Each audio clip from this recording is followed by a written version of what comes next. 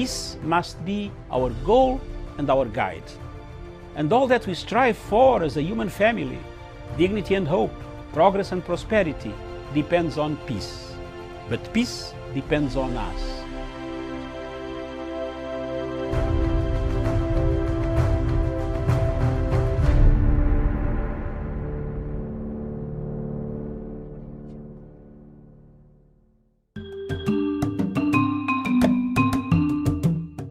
The government of Kenya is keen on the development of social economic infrastructure to support the realization of the Big Four agenda and Vision 2030. The ambitious infrastructure projects are aimed at opening up the country for business and bolster productivity, particularly in the agricultural, manufacturing and the service industry, as this would bolster employment opportunities. Part of these critical infrastructure projects include the ongoing 27-kilometer expressway linking Nairobi's Jomo Kenyatta International Airport and Nairobi's Westlands. Upon completion, the expressway will exponentially reduce travel times within Nairobi and thus help the country save man-hours, which is being lost in the traffic jams on a daily basis. The Lake Victoria Port Modernization Project to increase cargo handling capacity of the port and to increase Kenya's bilateral and multilateral trading within the region. The expansion of healthcare facilities to facilitate fruition of the country's universal healthcare coverage under the Big Four agenda. By speeding up movement of people and goods, the government is aiming to promote trading through reduction of travel times and costs.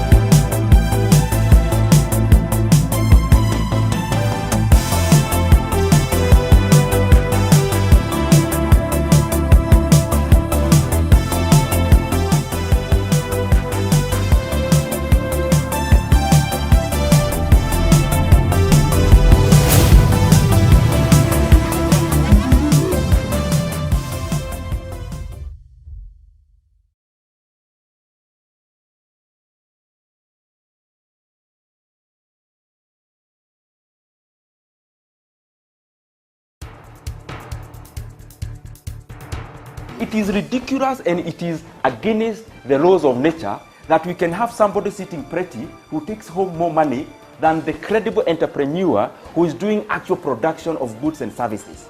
We always say it as it is.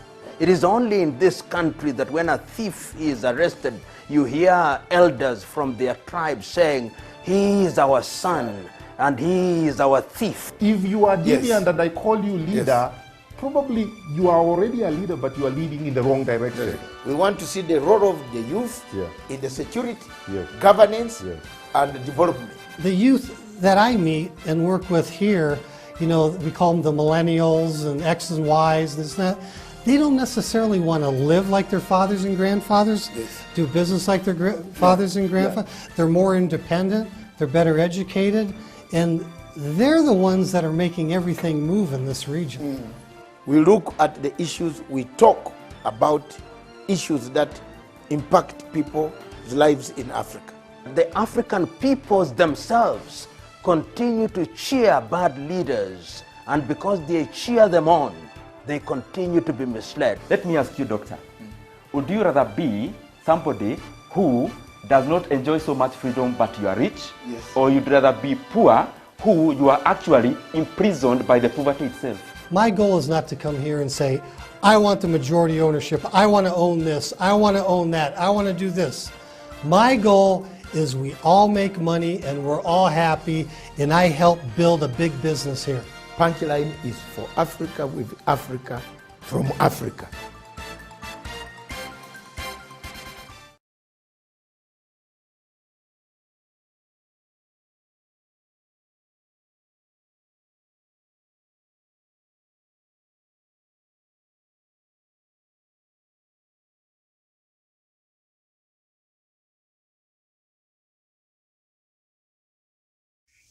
Good afternoon, viewers. Thank you very much for watching Punchline Africa Television, broadcasting from the command center, the Political Africa Command Center of Punchline Africa Television, and across in Nairobi, the CBD of the Republic of Kenya, the capital city, is Miriam Ogutu, my co-presenter. Good afternoon, Miriam. A very good afternoon to you, Doctor. Good afternoon to our panelists, and good afternoon to our viewers wherever they're watching us from today. Africa Showdown is a show for the entire Africa. The entire Africa, from Cape Town to Cairo, Cairo to Abuja, Abuja to Lagos, Accra, Dar es Salaam, Eritrea, Asmara, Ethiopia, Addis Ababa, Lusaka, Zambia, Harare, Zimbabwe, Rwanda, Angola, Kinshasa, Bangui, South African Republic, Jamena, Chad, Tripoli, Libya. This is a show in Amazonia, the Bua, the capital city of the Amazonians. Across in Nigeria, the Biafran people who are under the hammer of Buhari. Good afternoon, all of you, wherever you were after church service. And then across in Kampala, Uganda. Thank you very much. In Kigali, Rwanda. And then we come to Djibouti, Mogadishu, Somalia, Dar es Salaam, Maputo, Mozambique. Thank you very much. All of you watching from all these capitals. In Khartoum, Sudan, Juba, South Sudan. Thank you very much. In Yaoundé, Cameroon, Accra, Ghana, Abidjan, Cote d'Ivoire. Thank you very much. These are the capital cities that when any African person goes for an interview, they can tell you and ask you, can you name 20 cities of African countries? You fail the interview and you lose the job. You younger generation who are here, learn from me. Get those capitals in the head. I don't have a screen in front telling me everything is here. All across to Mali, Bamako, every place I touch, each country I have the capital. Mark, you have traveled in all of them, except Sahawari, where I have not reached a new capital that we are waiting for. Thank you very much. In Lolongwe, Malawi, formerly called Nyasaland. Several people in Africa fail interviews when they want to take up jobs. Believe me or not, they don't know this history and the geography of our continent. This is Africa Showdown. This afternoon, we are privileged to talk about first two topics, and our guests from outside Kenya will be 3 to 4 guests. One headed by Simon Ekapa, who is a Biafran based in Finland. Another one is Jocelyn, who is a Biafran based somewhere in Europe, most likely Britain, which I suspect, or anywhere around there. And another one is Father Dr. Reverend Polycarp Norway, and we are waiting for another for the first time. We are waiting for a gentleman from another ethnic region of Nigeria who will tell us whether they all want to live. Is Nigeria breaking up? Is Nigeria breaking up? I hope to my panel, we shall be restrictive. We shall ask questions. Miriam will pump in questions. And I will also pump questions.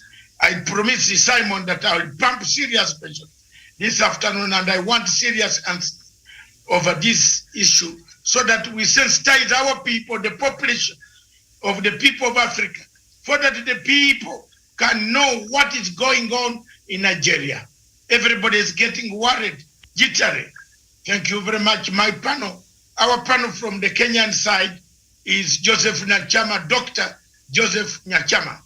Dr. Joseph Nyachama is an expert on human, body, human building, the soul, the heart, is a motivational speaker himself.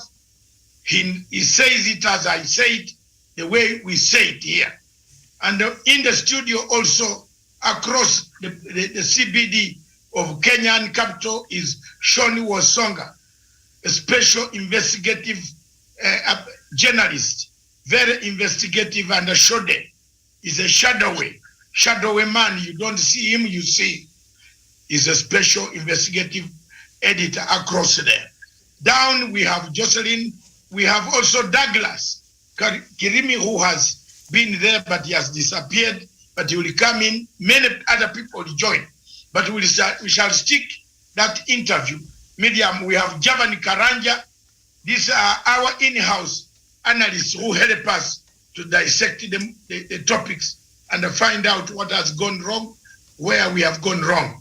So thank you very much. This show, first, my friends from the other parts of the Africa, you will have to wait that usually every television station starts with the home news. So the home news, right now, Miriam brings it us to speed with the headlines of the home news and say what we want to talk about this afternoon. All right, Doctor, thank you so much for that introduction. Well, on the Kenyan leading two newspapers today, the Sunday Standard, the main headline there reads, "Between a rock and a handshake." ODM leader Raila Odinga is in unfamiliar space, and March 2018 handshake has tempered the opposition. Executive has free reign. Legislature weekend while judiciary is under attack. And then the main headline on the Sunday Nation, Raila allies take on Uhuru over judges. A pressure mounts on president to appoint 6 judges left out of JSC list amid cracks in handshake team after key ODM politicians tell him to follow the law. The story is on page 4 and 5 of the Sunday Nation. So that is what is making headlines on the leading newspapers here in the country. And of course, thank you very much, Miriam. Let's open up the debate. The newspapers' headlines over the week in Kenya, most of them have been on the judiciary. The President of the Republic of Kenya, by the Constitution, the framers of the Constitution, accepted that before you appoint any judge, the names must be forwarded to the President. So, there is a question here, and there comes a lacuna. Does the President, under the President who is not ceremonial, and I want to teach this today. There are many people arguing without facts. Uhuru Kenyatta, President Uhuru Muigai Kenyatta, is not ceremonial. He is an executive president. The difference between an executive president and a ceremonial president of India, a ceremonial president of Israel, a head of state in Finland, where Mr. Simon is a prime minister and there is a ceremonial head of state, is that the ceremonial head of state of Israel does not sign laws. He's there to see a flower girl.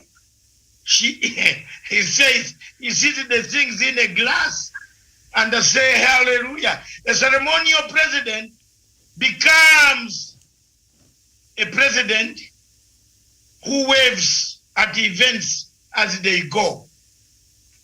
Is a figure. Uhuru Kenyatta is not. And let the tape pick this seriously. President Uhuru Muigai Kenyatta is not a ceremonial president. Therefore, it is not the problem of Uhuru Kenyatta. It is the problem of the makers of the Constitution who did not see the lacuna, who brought the lacuna. The president can decide to tear into the names that they have said to him. And I want to ask one word. If the president sees a terrorist, a judge who is a terrorist, whose name has been inserted in the appointments, and they want him to pass the whole list, without pointing out that there is a terrorist, then as people come to court, the judge starts shooting everybody. Who is going to be blamed? Who will be blamed? The president. So, it is not Uhuru Kenyatta you should blame. You must blame the framers of the Constitution. And that is why the Constitution must be amended to be precise. When you say the word shall, but shall, when you say shall, but if you find that the man you are going to appoint yesterday murdered the wife and put the wife in a pituitary, do you appoint or you don't? And the day you are going to sign, she is charged in court. Do you appoint that person or not? Where is the person? Where is the interest? Where is the public interest? What is you as a head of state who has executive powers? What do? If you have ceremonial powers, even the one of ceremonial powers would refuse to sign until that list is amended. Remove the dead man or the arrested man, then you can. 2, the Constitution of Kenya, let me wrap this up so that we move very fast. The Constitution of Kenya did not give time limits when the president should return these names. Now, do you blame the president? You can't blame the president. President's hands are tied. Therefore, my people on Punchline, don't waste much of the time on this subject. Just make a comment in about a minute each. Then we go. Let me start with Dr. Joseph Nyachama before I return the whole matter to Miriam to take the charge of the other discussion on Africa. Yes, Dr. Nyachama. Thank you, Dr. Masanga and my fellow panelists, Miriam, Wesonga, and Kilimi and others. Dr. Masanga, let me be honest today. There is an emerging trend in this republic I call a groupthink, even coming from the professionals. And the question I want to ask Dr. Masanga is this. What if, out of the list of the 41 judges, which was presented to the president, 2 of them die before the president appoints them? Does he go ahead to appoint, including the list of those who have died? I mean, that is what they are saying. There are matters which emerge after the commission has finished. The President of the Republic of Kenya has access to more information than any other person. So if it emerges that there are issues which were not brought to the attention of the Judicial Service Commission, what does the president do with it? And I have posted a scenario of death, for example. Does he end up appointing, including those who have died, before he appoints them? You know, the lawyers are always focusing on the law. Where is the spirit? There is always the law and the spirit. But these people are only focusing on the law. The spirit is that whoever is appointed at the time the president appoints them must also abide by both the spirit and the letter. The spirit here is that information has emerged that there are others who are tainted. In fact, if I was among the 6 charges, what they should in fact demand, what are the issues, because the president has actually pinpointed matters which go to the root of our integrity. They should be demanding, can we be told what those issues are? For now, we have stepped aside. Because you cannot continue to preside over justice when on one hand you have had information that the president, through intelligence, has gone to the root of your integrity. Okay. You made a point. Thank you very much, Dr. Nyachama. You have made your point. The question is very clear. If 2 people died, 2 judges or 3, or something, a report came up about the judges being terrorists, belonging to Boko Haram or belonging to Al-Shabaab, does the president appoint? Yes or no? Wesonga.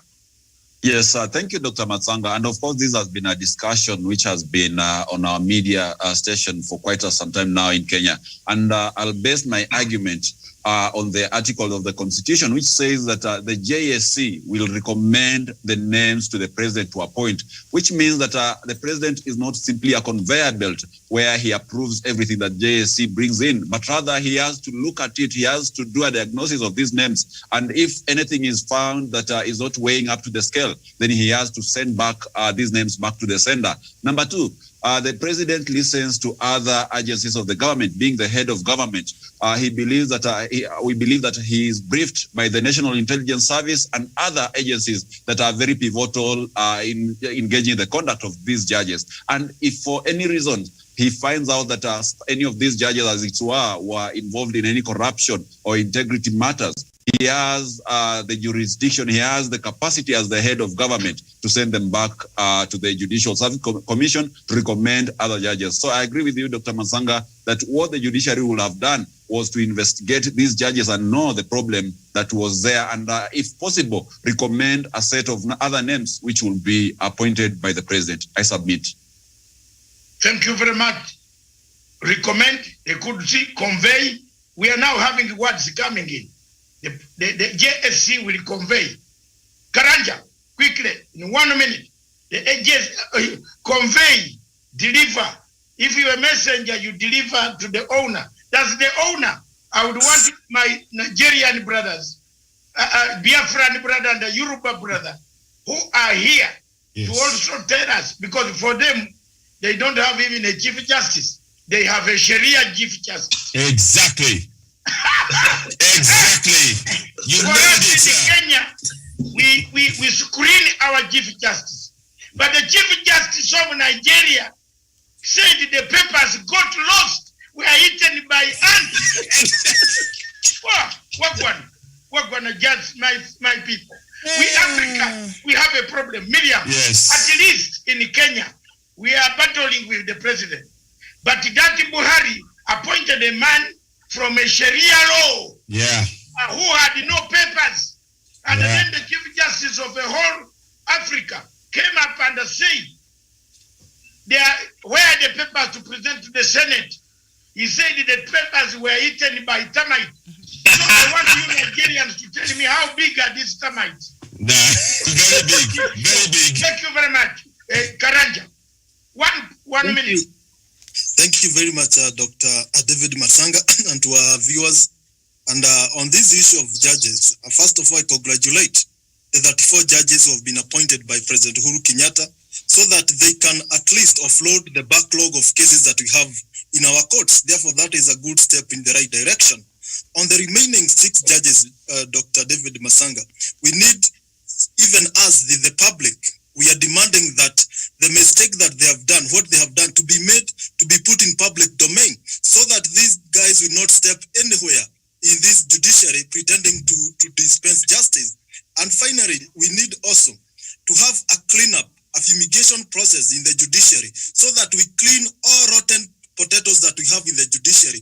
Not only these 6 judges, but all judges who are driving us in a backward trajectory in terms of dispensing justice to the people of Kenya, because we can't have peace, we can't prosper as a country when injustices drives, and this will be brought by judges who are incompetent, who are corrupt, who are not up to the task. Therefore, it is a chance now. It's a window for the judiciary to be fumigated, to be sanitized, so that we have the right people spearheading the wheels of justice in this country. I submit. Thank you very much, Karanja. Now we want the information made public. Yes, some people have been having money put on the accounts of their wives before a case is determined. We want to see the account, the name, the time, the man depositing the amount, because bank accounts don't lie. Tawish, 1 minute. I want you to be honest, be quick like this, like Dr. Njama, Wesonga, and what do you think? Did the president do what he was supposed to do? And because there is one word I'm going to tell you today to defend yourself forever. And as you think, all of you, what is an act of law? What is an act of law? Tawish. Very well. Thank you so much, Dr. David Masanga, my colleague, panelist who joined in this program this afternoon, and of course, everyone who is watching us. Indeed, Dr. Masanga, I think I joined my other colleagues who have spoken ahead of me as far as the judges, the appointment of the judges is concerned, because again, we've seen the kind of course, castigation which has been directed towards President Uhuru Kenyatta, especially for actually making it what he has done in as far as appointing the judges and leaving some of them out, the 6 of them. So I think, Dr. Masanga, it's absolutely the correct thing for President Uhuru Kenyatta to have done.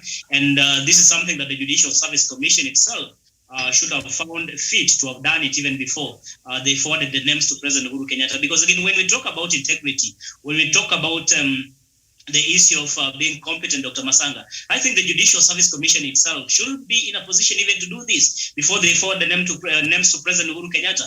I don't think that what they did was right, to just forward the names to President Uhuru Kenyatta and wanted him to appoint them without having any question as to their integrity, as to whether they are corrupt or not, as to whether they are competent or not, as to whether they have been a stumbling block in as far as dispensing justice in the Republic of Kenya is concerned. So absolutely, Dr. Masanga, I support the move by President Uhuru Kenyatta. Those who are blaming President Uhuru Kenyatta are the same people who are saying that the government is not efficient enough. The government actually is involves even the judiciary itself. And the judiciary is under President Uhuru Kenyatta, him being the head of the executive and head of government. He has to check, he has to have these balances to ensure that we have the right people in the right places. I submit, Dr. Masanga.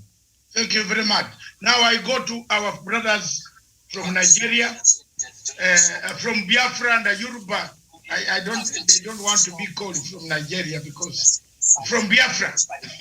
And my brother from Yoruba. Yes, thank you, sir. I don't know who is going to present on your behalf on this issue of Kenya, because we want to hear one minute on the issue of Kenya, Simon. For us here, we select the judges are put on television, asked questions. But I'm told in your country, you select from Sharia law. Is it true? Yes, in their word. But Simon, go ahead. Yes, thank you very much, Dr. Matsanga. Honestly, in as much as I would want to talk about the judges and the situation in Kenya, in as much as I would want to address this particular topic, I feel that we have no, it is not morally right to even talk about Kenya, but if it is about Africa Union or issue concerning Africa, we may talk about it. The reason being that how can a Nigerian, or of course we are not Nigerian, but how come those who are fighting to leave Nigeria will be prognosing into the affairs of a country that is functional? Kenya, as today, is a functional country in Africa. And for the fact that we are struggling to leave Nigeria, and for the fact that Nigeria has become a failed country, for the fact that Nigeria has become a terrorist country, for the fact that Nigeria has collapsed, I don't think any of us here have that moral or morality to speak against anything or for anything in Kenya. Thank you. I think, Simon, I want to correct you here. As long as you live on this continent, you told us last week, you told us if Nigeria collapses, Africa collapses. So, brother, don't bring that evasive operation. That's why. No. That's why I said if it is issue of Africa, we are going to talk about it. Exactly. But how can I, coming from a country where a Sharia man is a judge, how can I be condemning a country like Kenya? I have understood you. Simon. Understand where I'm coming from? Simon, I have understood you. Thank you very much. Since you don't have even a judge whose certificates so how can you don't want it to make it. Yeah. Yes. Thank you very much. Thank you very much. Since the termites ate the certificate of the Nigerian Chief Justice, yes, we just assume there is no Chief Justice in Nigeria. Yes. So therefore, the man has summarized it by saying they feel ashamed if we criticize our selection. Exactly. Let's give them that chance. Miriam, thank you very much. I want to tell you, as we begin our new topic, on Africa, I want to tell you, there are 3 words: Karanja, Tawish, Nyachama, Miriam, and Wesonga. The act of law. Who assents to the bill that comes from Parliament? Who signs the bill? The president. Doesn't the president at times refuse the bill? Which gives the magistrate and the judges powers to imprison people, isn't it? Yes. So which is powerful? Yes. Which is it a subsection? Did you do mathematics, some of you? Yes, I know. Subset, set, and assign. I failed mathematics. So I don't know. I cannot calculate at the moment now. I have to, tell my brother Simon and others that I failed mathematics. Therefore, I hated mathematics. But one is a subset of the other. Wesonga is a good person in mathematics. So if there is a subset within the act of law, what stops the president to open up a subset and correct it? Nothing. 2, President Uhuru Kenyatta is not ceremonial. He's not Jabril. At least in Nigeria, we have Jabril. The other one disappeared a long time ago. The real man. So President Uhuru Kenyatta is the real man.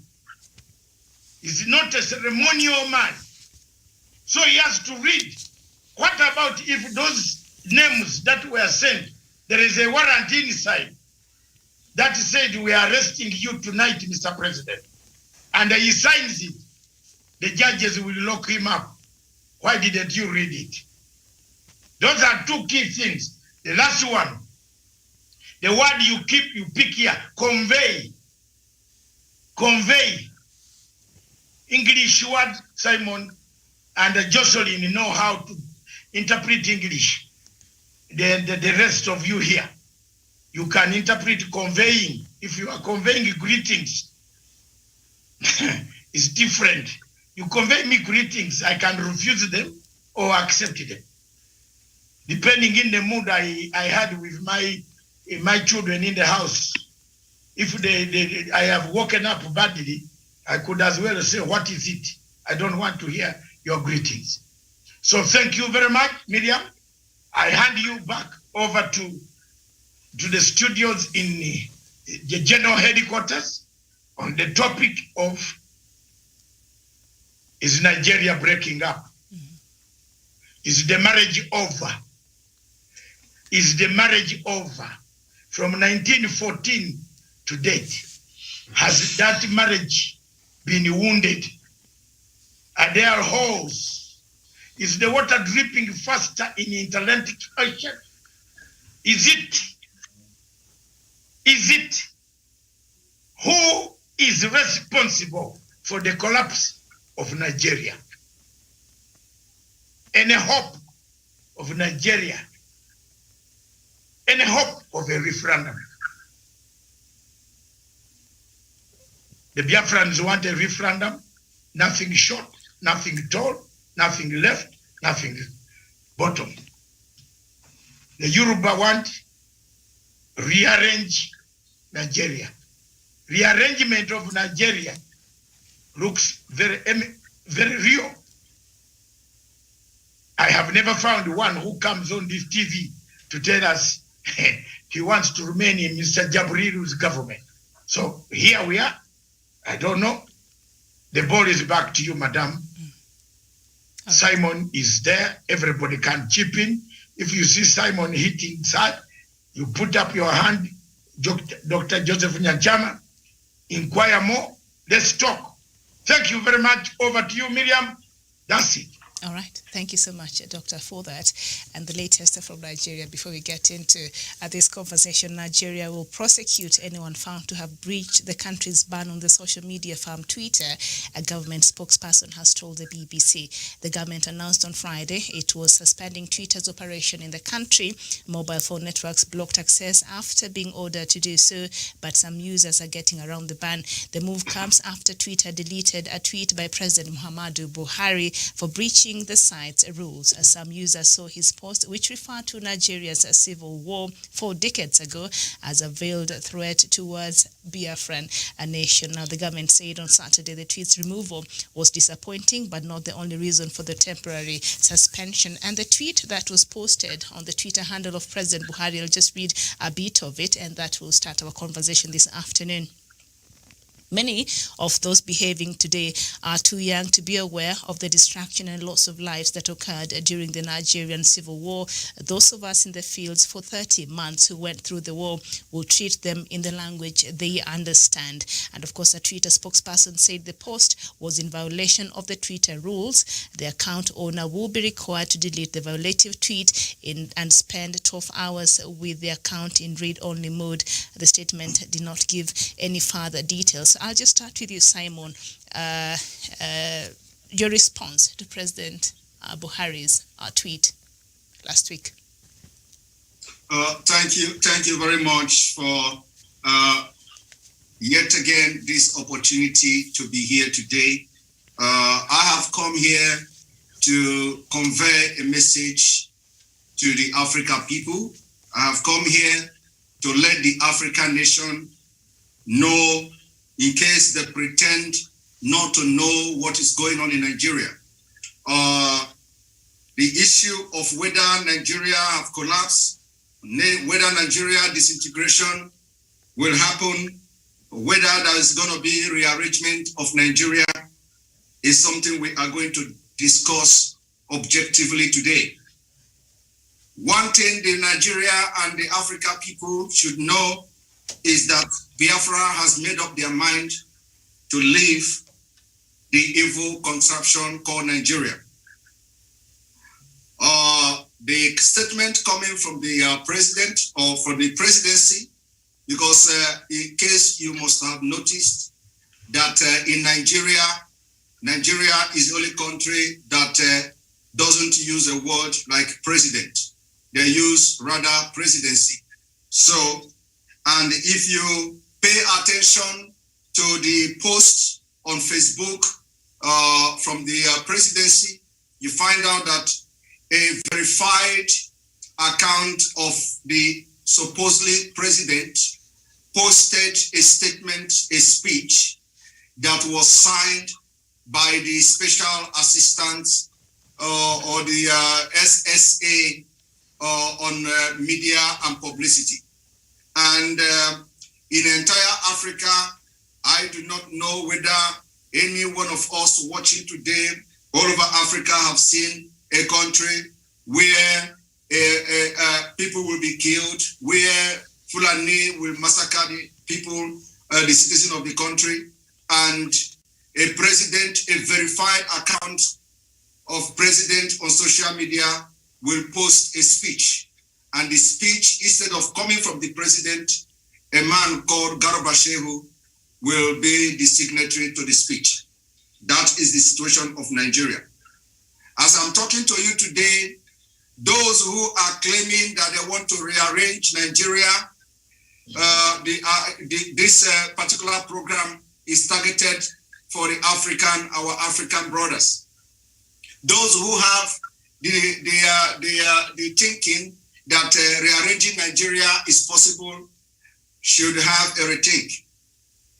In 1960, before we have the 1963 Constitution, when Nigeria was still practicing the regional government, we have no terrorist activities in Nigeria then. When people are saying Nigeria should go back to regionalism or regional government, when the regional government was very effective and worked for those who believe it worked for them, we had no Al-Shabaab, we had no ISIS, we had no Boko Haram, we had no Fulani terrorists. As I'm talking to you right now on this day, the 6th day of June 2021, Nigeria have 6 terrorist groups from the north. 6 deadly terrorist group from the north, and the 7th one in the making. How can you now rearrange Nigeria and then rearrange the terrorists? It is impossible. What is happening today is that the government of Nigeria, in quest to conquer the entire country and turn it into Fulani Caliphate, they have, dispatched and deployed military, DSS, and other security agencies to fight any indigenous person, any indigenous group, any group at all that set up any security outfit to fight against these terrorists coming to kill women and children, instead of the government to go after those that have come to kill their citizens. They claim they were coming from the Central African Republic. They claim that most of the killers are not Nigerians. At the end of the day, they are yet to arrest, prosecute, and sentence any of them to court. So the situation of Nigeria is something that should worry the entire Africa.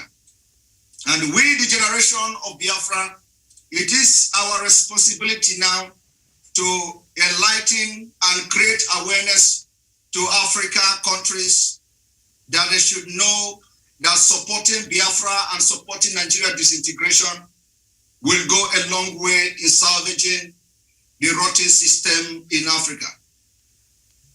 Today, early today, in Oduduwa, in Yoruba land, in Oyo State, Fulani went on rampage, slaughtered children and women in a state called Oyo State. If you look at the gruesome images coming from this place, you are going to shed tears for Nigeria. But the president was busy castigating and threatening Biafrans that he is going to talk to us in a language we will understand. All this killing going on in Nigeria, you can never read or hear or watch any video where the president of Nigeria condemned the attack, where the president of Nigeria visit the scene of the attack to console the ethnic nationalities that are being victimized.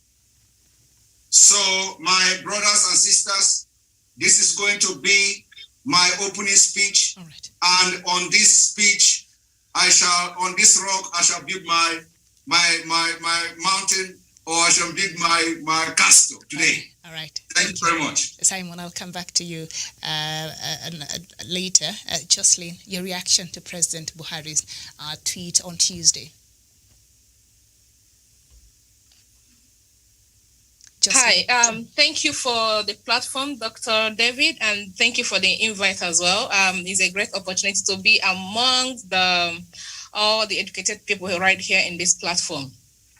The Twitter speech has been actually going, is making everybody go haywire in Nigeria to an extent, because I just made a comment right there. When the freedom of speech of the people is being hindered, of a nation is being hindered, that means the nation is in a total anarchy, and then the people is under the leadership of a dictator. As it is right now, we do not actually have a president because we do not know what is going on. When the president is supposed to come out and make a speech, you see their handlers like the Garba Shehu and Lai Mohammed and Femi Adesina, all the likes of them, they come up to give us a speech. Apparently, just like they are the one actually in charge of the affairs of the nation. So the people are completely blind. So you cannot take away the freedom of the people from expressing their views. Okay, so what they are trying to do right now, because we see that this is like a planned attack on the people, trying to shut everyone down. The next thing, because I feel and believe that the next thing they are going to do is to shut down the internet in Nigeria. I think they are heading towards that. They are doing it in such a way that when everything starts to unfold, people will not be able to report what is going on. So we are able to get all this report because our people are sending us reports and sending us images and videos of what is going on. Then we can be able to report it. So if they're able to take away their right of freedom of speech, then how do we get the report? How do we know what is going on? That means we will be totally blind of what is going on back home. Last night as well, one of our Biafran lawyer was actually attacked at the middle of the night. How can a police or DSS go to someone's house after 3 a.m.? You did not break down the gate. They did not open the gate, but you jumped fence into the building. And one of the security personnel was killed in that man's house, and they took other people away. What is their aim? Why are they targeting this particular set of people in Nigeria? It is worrisome. It is worrisome. The lives of everyone back home is at stake, not just only the Biafrans. The plans these guys have for us is to actually, surround us all without us knowing that we've been surrounded. And when this thing happens, this will be it is going to be a killing spree in Nigeria. This is the planned deal. This is what they have planned for every one of us back home in Nigeria. And we are saying no to that. We are saying the president do not have any right to threaten anybody with a war speech. And right now, what the people from the northern state, they're actually supporting him. And when you ask or invite them for an interview over on any of the media house, they turn it around to blame IPOB, Nnamdi Kanu, and every one of them. Mm-hmm. But they are not mentioning what the herdsmen are doing. They are not mentioning the kidnap of children. Do you know that kids below age of 5, from the age of 5 and above were kidnapped in if I'm wrong, correct me, I think in Niger State, if I'm not mistaken. Mm-hmm, mm-hmm. Children from the age of 5, how can you kidnap children? These children, they are just beginning to learn how to talk. How can you kidnap kids? And the government, they're not even looking into that. But what they are concerned, what they are after is the tweet of Mr. President that was deleted by Jack, by the owner of Twitter. It is completely absurd. It is stupid, honestly. Okay. So this is my take on this topic. Mm-hmm. They do not have the right to trample upon the freedom of speech of the people of a nation. We are in a democracy, for crying out loud. Oh. So how can we be in a democracy and we are having a dictator to tell us how to live our life and we cannot speak? Either you speak and you get killed. In Nigeria, you speak and you get killed. If you don't speak, you get killed. So what do we do? So we have to speak up. All right. This is my take. All right. Thank you so much. Okay. Miriam, to bring more information, which has just landed on my desk now. There is a siege on Eba Ifeni Ijefor family house in Onitsha. Oh my gosh! From last night. That's what just been said, yeah. Yes, I have friends. I have very close people there. I receive information firsthand. This is Onitsha, Eastern Nigeria, Sunday, June. A few hours this morning, the police, the army, the security, the intelligence surrounded the house of one lawyer with his family by name Onu Ifeni Ejof and his siblings. They took all the people They have taken them, beaten them, they have taken them away at night. I get these reports of extrajudicial elimination on a daily basis with photographs, with videos. So when we talk here, Kenya is a member of the United Nations Security Council. Kenya is a member of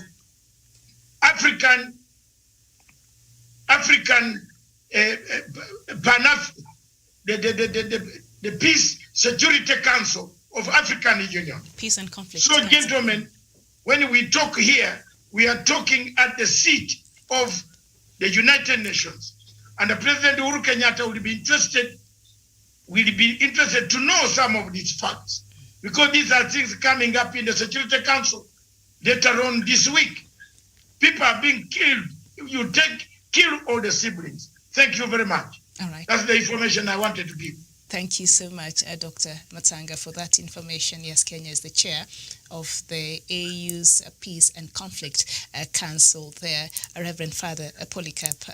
Now, Nigeria has banned Twitter from the country. That is after, Twitter, removed a tweet by President Buhari last week on Tuesday, where he says that he will treat, especially those people who want to calling for secession from Nigeria, he will treat them in the language they understand. What do you think the president meant by this? Well, I thank you for calling on me for this platform, Dr. Masanga and Miriam, for the moderation. I must say that I wasn't disappointed, and I will never be disappointed by Buhari, because he has been consistent in his naked nepotism and insensitivity.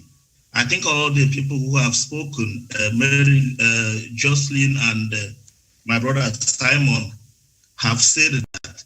I would say rather that action is, for me, a welcome development, so that the world at large would see the type of president that Nigeria has. It will confirm everything that all the agitators have been saying. Previously, somebody said there are a lot of things happening in Nigeria, a lot of things happening in the southern part of Nigeria, whether it is in Oduduwa nation or in Africa. But the president doesn't take interest in addressing any of them. If anything happens outside the country, in Europe, in America, he will be the first person to give a press statement. But people are being killed every time. Just last week, hundreds of people were killed in a neighboring community in Ebonyi State. They raped children of 2 years, killed people. I don't know how somebody could rape a child of 2 years.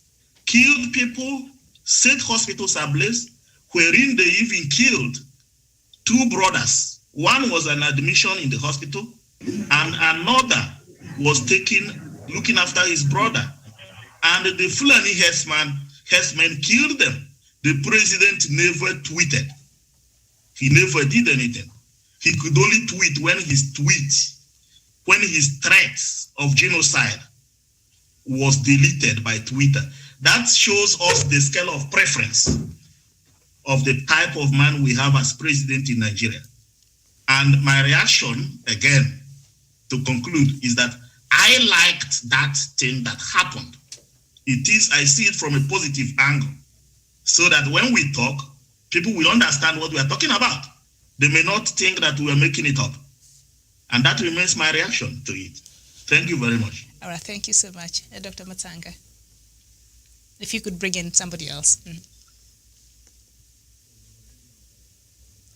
Doctor, are you there? Hello. Oh, sorry. All right, go ahead. Actually, it was... Yes, good afternoon. Thank you for having me on here. My name is Citizen AY. I'm an advocate for self-determination for Yoruba people, very much like my Igbo brothers, Simon Ekpa, Jocelyn, and my learned Reverend Dr. Polly. Sorry, I can't remember the full name. Yes, and I thank you all for your discussions this morning, and I thank you for giving us the opportunity to discuss right here on this platform. And I also thank the host for bringing me on board. Thank you very, very much. What I would like to say is that the Nigerian government is engaged in, and it isn't a Nigerian government. Let's get this correct, very, very clear. This is a Fulani government. We need to, this has to be established, and this is based on fact. Of the 22 ministers who are in governance in that contraption we call Nigeria, only 2 come from the south. Only 2 come from the south. This means that the current Fulani government are breaking the constitution, which, by the way, is a fraud.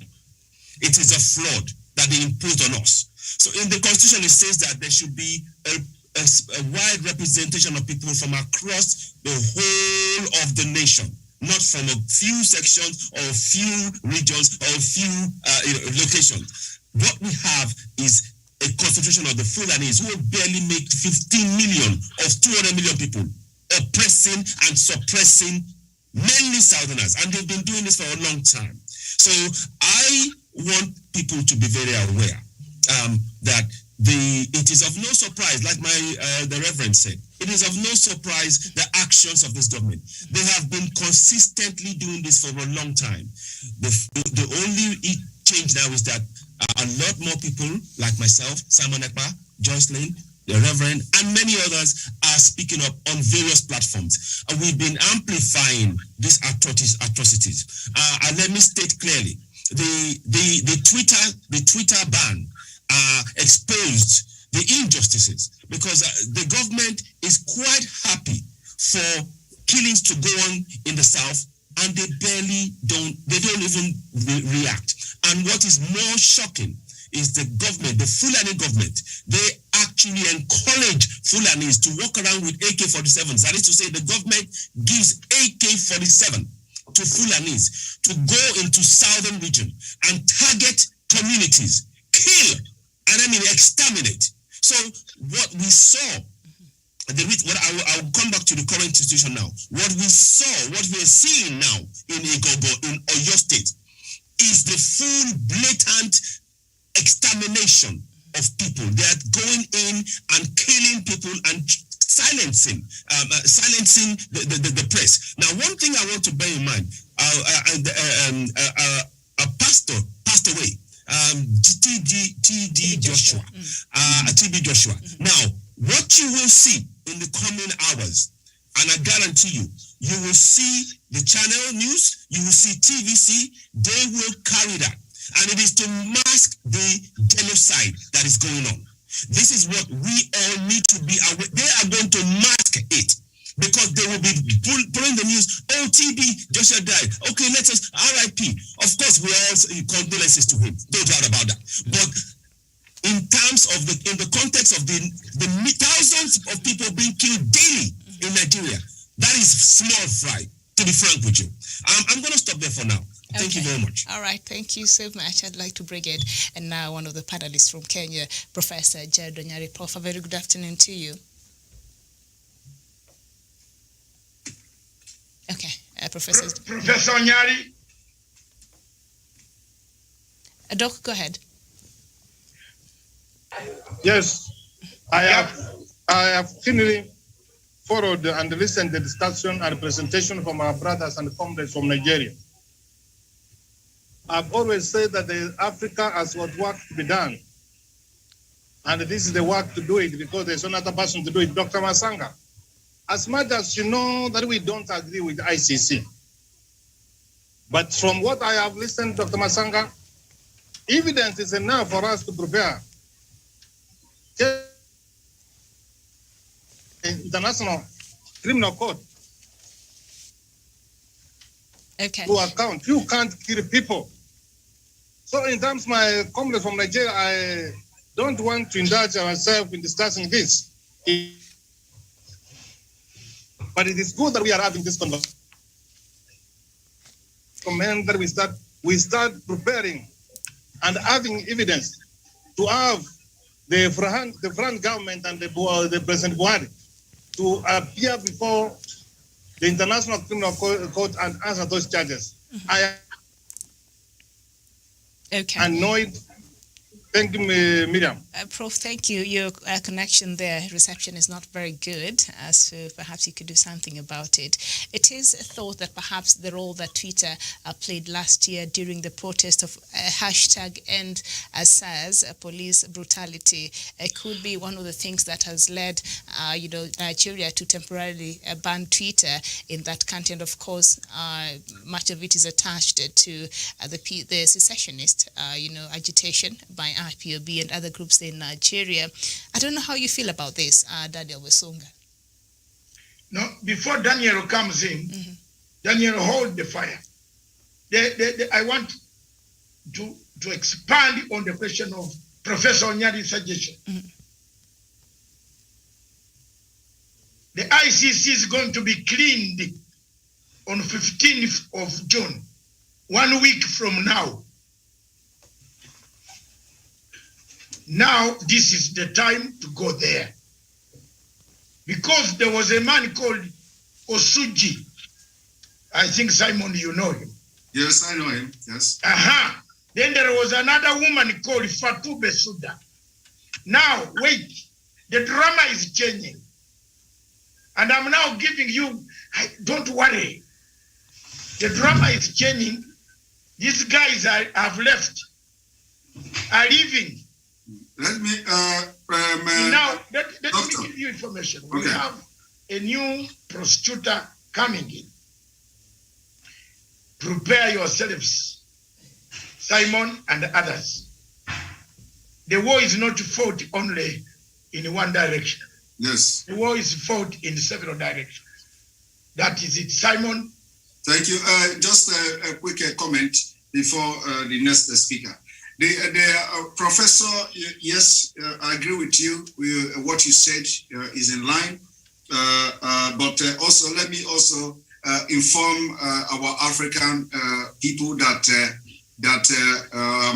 the ICC and other international body has also opened a case on Nigeria. According to what we heard, they came to Nigeria for investigation, and the Nigeria government decided not to cooperate with them.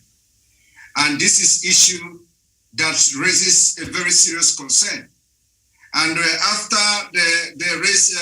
after this issue was raised, including a very renowned journalist from the UK, if I'm not mistaken, he once interviewed the Minister of Information in Nigeria called this man, Alai Mohammed. He interviewed him and grilled him and asked him a lot of questions. Why did Nigeria government decided not to cooperate with investigators? This Minister of Information denied having knowledge of anything. And everything he denied during that interview is what they have all implemented now. Number one of them is banning of Twitter. They want to implement the censorship of the social media. They want to control the social media. That Minister of Information on that interview denied having knowledge of any bill to control social media in Nigeria. And on that day, he also denied that Nigeria government refused to cooperate with the ICC when they came in for materials, when they came in for investigation. So let it be on public knowledge that they have attempted, even the UN came to Nigeria for fact-finding to investigate the issue, the cases against Nigeria government. They never cooperated. This is a problem. So we have to look for a way to, maneuver, or should I say, to circumvent whatever we should, to make sure that the people in power are compelled, either one way or the other. How that is going to happen, I do not know. But I leave it for Africa people to decide. Thank you. All right. Thank you. Miriam, maybe. Miriam. Oh, all right. Dr. Nyacha, go ahead. Let's straighten this debate. Before other people say this, Simon, we are trying to bring this whole thing to international level. For the information of the panel, so that we all know how ICC works. I am an expert there. I know what happens on that way. You don't need a Nigerian to file an application. Simon, hear me, and pick a pen, take this. You don't need a Nigerian. You need anybody in any member state that has ratified the ICC statute, where ICC operates. A man from Botswana can go and sue and arrest and seek a warrant of arrest once the ICC gives him power to arrest Buhari. It doesn't need a Nigerian. Once you have that evidence, a man from Spain can detain Mr. Buhari anywhere at the airport in Lisbon. You remember Pinochet. Mr. Pinochet was arrested, you remember, during Margaret Thatcher's time? Pinochet, you know why Paul Robia cannot travel to London? Do you know what I've done, Simon? The papers are waiting there. Paul Robia cannot step in London. That's how we deal with dictators. I'm not a Cameroonian, but I've filed papers waiting. If Paul Robia steps in London, not Matsanga, the old belly will serve Paul Robia with papers. And his plane will not leave Heathrow Airport. That's international law. And I'm here. Don't say how we shall do it. Simon, I have done it before. We have done it before. We have defeated Fatou and hit the nail in the coffin. Osuji and Fatou were bribed by Buhari. Full stop. They could not go any further. Why? What will they do to you, Simon? The law of Finland protects you. What will they do to you? Why do you want to hide? These guys were given cash as soon as they arrived. They arrived there to investigate. Now that Fatou Bensouda, the Gambian, is leaving, I am following her for private prostitution. Any house, anywhere she is, I will get her. Will you hear me? Anywhere on planet Earth, anywhere, there will be a summons. I've been waiting for this. We want to play international law. So don't worry. Joseph Nyachama, you had a point, a comment before we hand over to Miriam. Yeah, what I wanted to maybe to pose a question to my three brothers and one sister, Simon and the Reverend. And there are four brothers. Okay, when we look at the behavior of the head of state of a network issue. We apologize for that. Okay, we apologize for that. Perhaps, Daniel, you could come in since you're there. Yes, thank you, Miriam. And of course, the question of the Biafran people is a very, very pivotal issue, not only for the people of Biafra, but for the African continent. And to answer that question, I'll quote what Abraham Lincoln said in regards to self-governance. And he said that no man should feel himself so good enough to govern another without another man's consent. And that is what should happen to the people of Biafra. I believe they have fought for quite so long. They have been discriminated against for quite so long in the successive regimes in Nigeria. The people of Biafra have spilled blood of their sons, their daughters, and families have been broken by the successive regimes. And therefore, What President Buhari is doing today is just an addition, an injury to the wound of what people of Biafra have been going through. And the ban on the social media, Miriam, is a clear manifestation that the regime in Nigeria is a bandit regime. It is being led by a terrorist who has not shied away from employing his Fulani herdsmen into the military in order to perpetuate crimes against humanity. As we speak today, Miriam, you've heard from people who are in Nigeria that the state is using the military and other state security organs not to fight Boko Haram, not to fight Al-Shabaab and other terror groups in the north, but to fight people who are actually, according to the UN Statute for Self-Determination, actually finding their own freedom from the corrupt regime that is in Nigeria. I think, Miriam, to me, that is a state-sponsored terrorism against the people of Biafra, and Africa should come and join hands with the people of Biafra so that we help these people to determine their fate, to determine their destiny, and be able to secede from the Nigerian regime so that they can be able to chart their future. And I really thank Dr. Masanga for bringing the conversation on this particular platform. And I believe in the near future, we are going to have a very independent, liberal republic for the people of Biafra. I submit. All right. Thank you so much. I think, Simon, I think I'll come back to you now. Earlier on, you had given part of your submission. Should I go ahead now? Yes. Okay. Thank you very much, that brother, for speaking it the way it is. And yes, we are going to do everything to make sure that the independent state of Biafra is restored. And the reason why this conversation is very important is that it is time we go to international stage. It is time we begin to discuss within Africa. We have create a lot of enough awareness within Nigeria, within Biafra. And let me just inform you people today that on the 31st of May 2021, we had what I could say should be a referendum, a pre-referendum. The Biafra people decided to honor our fallen heroes, and the leader of indigenous people of Biafra, IPOB, Mazi Nnamdi Kanu, ordered every Biafrans to sit at home.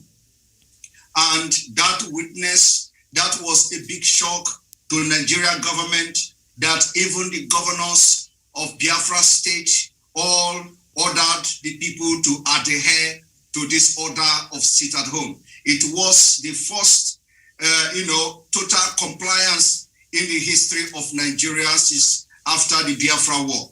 So this is also on its own a referendum, and I implore you all to check it out, search it on the internet, Google it out. The images are there for you to see how the Biafra people complied, total compliance, and businesses and everything were standstill on the 31st day of May 2021. That on its own is a referendum. We have sent a very strong message to the international community. By so doing, we have sent a strong message to African Union. By so doing, we've sent a very good message to show that the Biafra people are ready to exit Nigeria.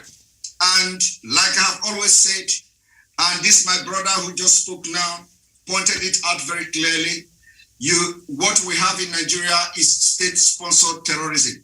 You have the so-called repentant Boko Haram being recruited into the military.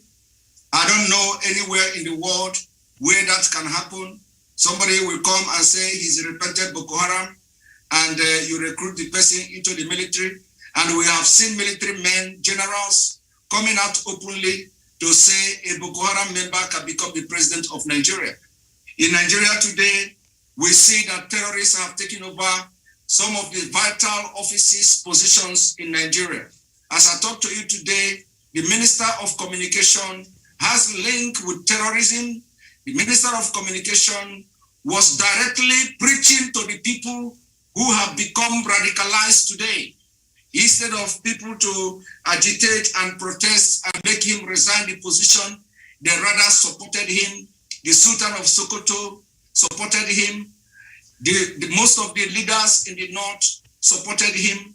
And he is now controlling the data of Nigerians, controlling telephone, controlling SIM card, everything that has to do with communication, and he passes it to Boko Haram. And that was the reason why each time the military from the south, they go on a mission to fight Boko Haram, they have always been ambushed. I do not know whether other African countries do read the news, how the military are being ambushed in Nigeria. Let me also shock you today that those people that have been victimized and are victim of ambush, of Boko Haram ambush, they are all from the southern and the middle belt of Nigeria. They have annihilated all our men. They have killed them. The genocide in Nigeria is unspeakable. So it is a good thing that we have started this conversation. And I will leave it here for now and continue again in the next, when I have the next time to talk. Thank you. We'd like to chip in if I can. Go ahead. Yes, again, Simon, spot on with your analysis there. I want to give right now for our people, for their safety right now, because as we speak, every second that is going, our people are being killed. I'm talking about Southerners, Middle Beltons, Biafrans, and Yorubas. We are being killed. Now, here are three things that we want you to do. Two things in particular. If you are on ground in Yoruba land, in Biafra land, and in Middle Belt, two things. Number one, make sure you download a virtual private network on your phone. There are various ones that you can have.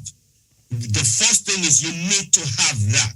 That is of critical importance. Now, when you download it, install it. Because as we speak, all the phone lines will be cut.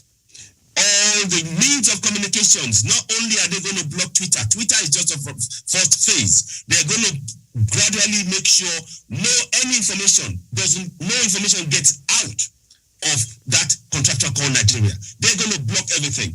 What we've seen, for example, if people have been watching Channel News for the past week, Channel News has been sort of flickering on and off when you're watching live on the news and on Facebook. And that is deliberate.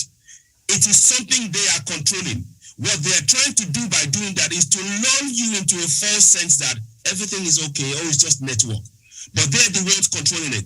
They will do that gradually. They're going to switch off the media, social media in the southwest, southeast, middle belt. They're going to do it gradually.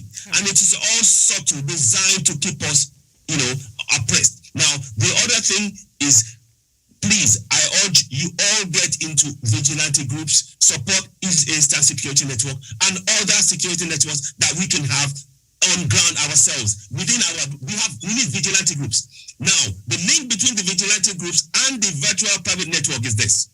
When you have a virtual private network, when you switch it on, you can't be tracked. You can organize yourselves, you can protect yourselves without the police or the army or whatever security forces tracking you, because the virtual private network makes sure that your location are hidden. So I want to reiterate that. What we are faced with, and let me also add to this, what we are faced with is a genocide. There was a silent genocide that happened between 1967 and 70 that people didn't talk about. 5 million people died. Even though it was a war, until date, the so-called Fulani government have never acknowledged that genocide. In fact, they do everything in their power to not humanize the people that they slaughtered through hunger, oppression, war, everything. So make no mistake about this.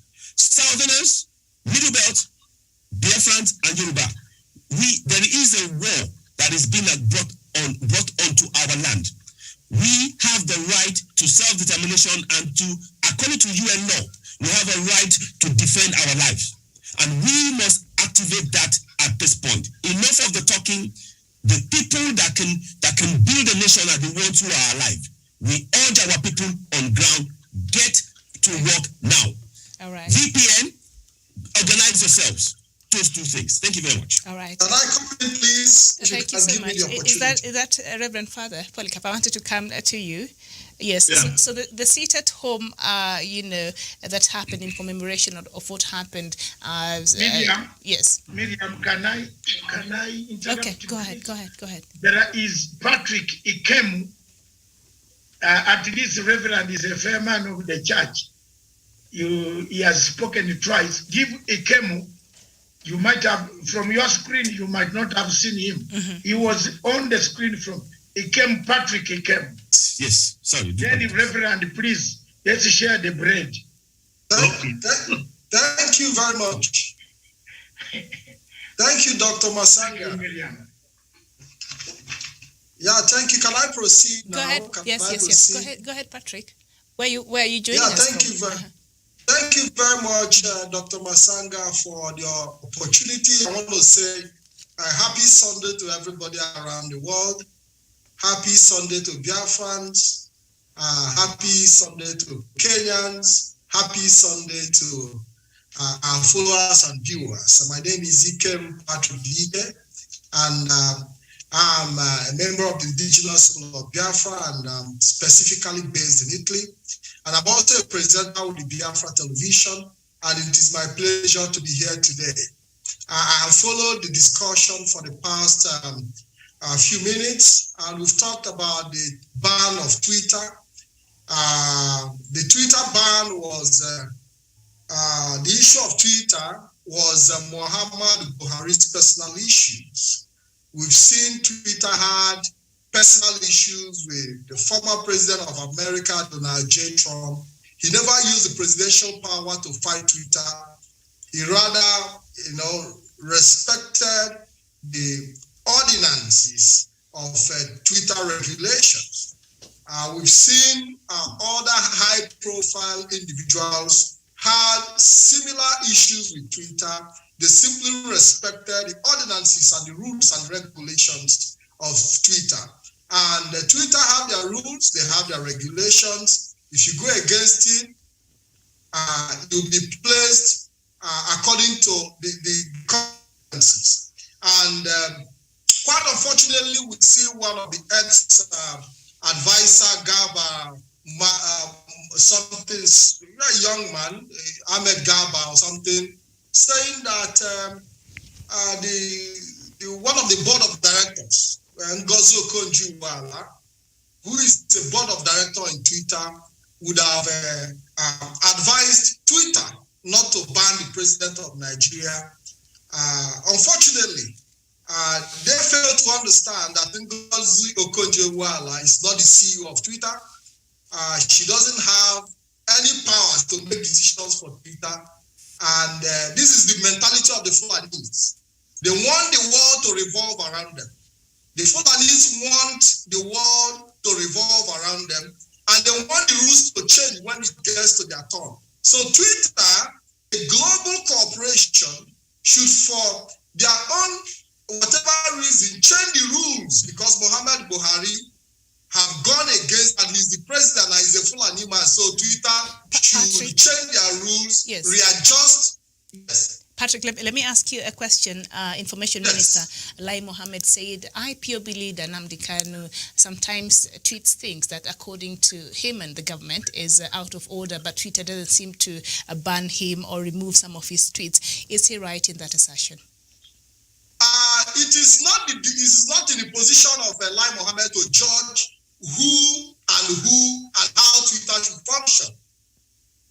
If Twitter find any of the tweets of the leader of IPOB, Mazi Nnamdi Kanu, not worthy, then it is their duty to bring it down or suspend his page, just like they did to the president of Nigeria, Muhammadu Buhari. So these are the issues that we are facing in Nigeria, where these dictators want to tell the whole world how the world should run. And this is the reason we must resist them. It is not within the power of Lai Mohammed to make decisions on Twitter. He wasn't there when Twitter made the rules. So it is completely out of place for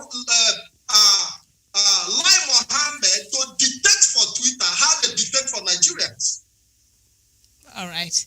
Thank you so much, Patrick. So if you still allow me, there are certain points I still want to make. I'll come back to you, Patrick. I'll come back to you. I'll come back to you. But thank you so much. Thank you very much. Thank you. Thank you very much. Very well. Thank you so much. Now I want to go back to Reverend Father Polycarp. The Biafrans had a seat at home that happened on 31st of May, commemorating the 1967-1970 war that happened, and I think commemorating 54 years of what they called independence. Do you think this is just one of the things that triggered this latest move by the government of Buhari, and perhaps it is not the removing of President Buhari's tweet that really has made Nigeria to suspend Twitter for now? Maybe that is part of the culmination to where Nigeria is today. The seat at home. Definitely. I would think that, because they are always perturbed by any act that shows that one is trying to free himself or themselves from the domination which they had already planned how it would go. And I would like to recast our mind back for the benefit of other Africans here. Because the other time I talked that the foundation laid was faulty. It is the same thing here. Nigeria is a creation of colonial expediency and chauvinism. They planned this thing very well. This domination of Fulani, let us imagine, Fulani is not so many in Nigeria. They first of all came in, conquered the northern Nigeria. Hausa people are not among. They conquered them. They are now conquered people. When we go to the northern Nigeria now, we have this number of children, out of school children who never go to school. They are called Amajiris. These are children of the Hausa people. Now they don't go to school. The very people who go to school are these privileged Fulani who now in combination with Great Britain are dominating every other part of the country. Now, when the President Jonathan came in, let us imagine that he now built a lot of schools for these children of northern Nigeria. This Buhari has come now to close these schools. So we would think that our brothers over the north also, that they are among the people who are lording it over us. But then they are already conquered. They are now conquering every other part. It is not only Biafra. They are conquering Oduduwa. They are conquering Middle Belt. And they are doing it, playing the script that the colonialists, which foundation the colonialists laid. They made sure that the education system that time didn't entrench liberal thinking, the type we are doing now. They didn't want it. They wanted people who will be thinking in a hierarchical manner, whose loyalty will remain with Great Britain. And that is why these things we are saying and what we are up to is an uphill task. Nobody should think that we are only up for war with Fulanis. No, because every other part of the superpower is afraid what will happen when these nations lump together in Nigeria separate. And that is actually the reason why they combined to make sure that Biafra lost during the Biafra War. Because in Biafra, in the loss of Biafra, many other free-thinking nations in Africa died. The fear was this. Had it been that Biafra won, then other nations around Africa which were lumped together like Africa was, like Nigeria was, would have gone their way. And that is what these superpowers do not want. And that is still the case now. If Nigeria, if Africa is to stay under the domination of the superpowers, they wouldn't want Biafra to go. They wouldn't want to do the what to go. Because if these people go now, then it will be a part of a sort of a domino effect. Other people will be thinking, what happened? And the whole of Africa will begin to think. So people can actually rule themselves. That is where I want my brothers and sisters from other parts of Africa to concentrate on, to see why it is incumbent on you people to support us. We cannot do it alone. Inside Nigeria, you see how they silence everybody. That is what has already been planned over a century now, before this amalgamation. So, my brothers and sisters, I plead with you. You see how it is going in Nigeria. Many things, there is censorship of media. Unfortunately, this dictatorship that is in place now came into power through the media. The Nigerian people came together, used media, said, no, we didn't want the People's Democratic Party again. And Buhari was a man who had cried for decades that he wanted to rule Nigeria. Many people didn't suspect him, but few people knew him for who he was. Eventually, he got the power. And what did he do? Open the package of the plan they had about establishing Fulani Caliphate in the whole of Nigeria. That is why you will never hear him make any comment about the massacre going on in southern Nigeria. It is going on in the Oduduwa Republic. It is going on in Biafra, but he will never make a mention of that. Down there in the south, he has disarmed everybody. They don't want anybody to go with guns. But the Fulani headsman marooned with AK-47, killing people at night, morning and afternoon. And nobody makes a case about it. Once they finish their work, the Nigerian army and the police will rush into the community to make sure that there's no retaliation. And this is what they don't want us to continue to expose. And that is why they will continue to interfere with this social media. So my brothers and sisters, it is a sincere plea that we do not leave the nationalities in Nigeria alone. I am here not only for Biafra, I am also for Oduduwa Republic. I am also for our brothers and sisters in the Middle Belt. Please, it is an urgent appeal. And I'm very grateful that this platform exists, this television exists, which will help us to continue this sensitization. Thank you very much. All right. Thank you, Miriam. Let me take it here now to compliment Miriam's ability to have brought out that question directed to you. You have brought out something very important, and the panel, especially Noble Zibide, I want to hear from you. Are there external forces that are worried of Nigeria getting independence from certain states getting independence, going away from the Kobo Nigeria of 1914? Just to be very, isn't it that what the Reverend has said? Father, you have said there are external forces. One of them is Total Oil, another one is Shell BP. Okay. Simon, your group should tell us about these external forces.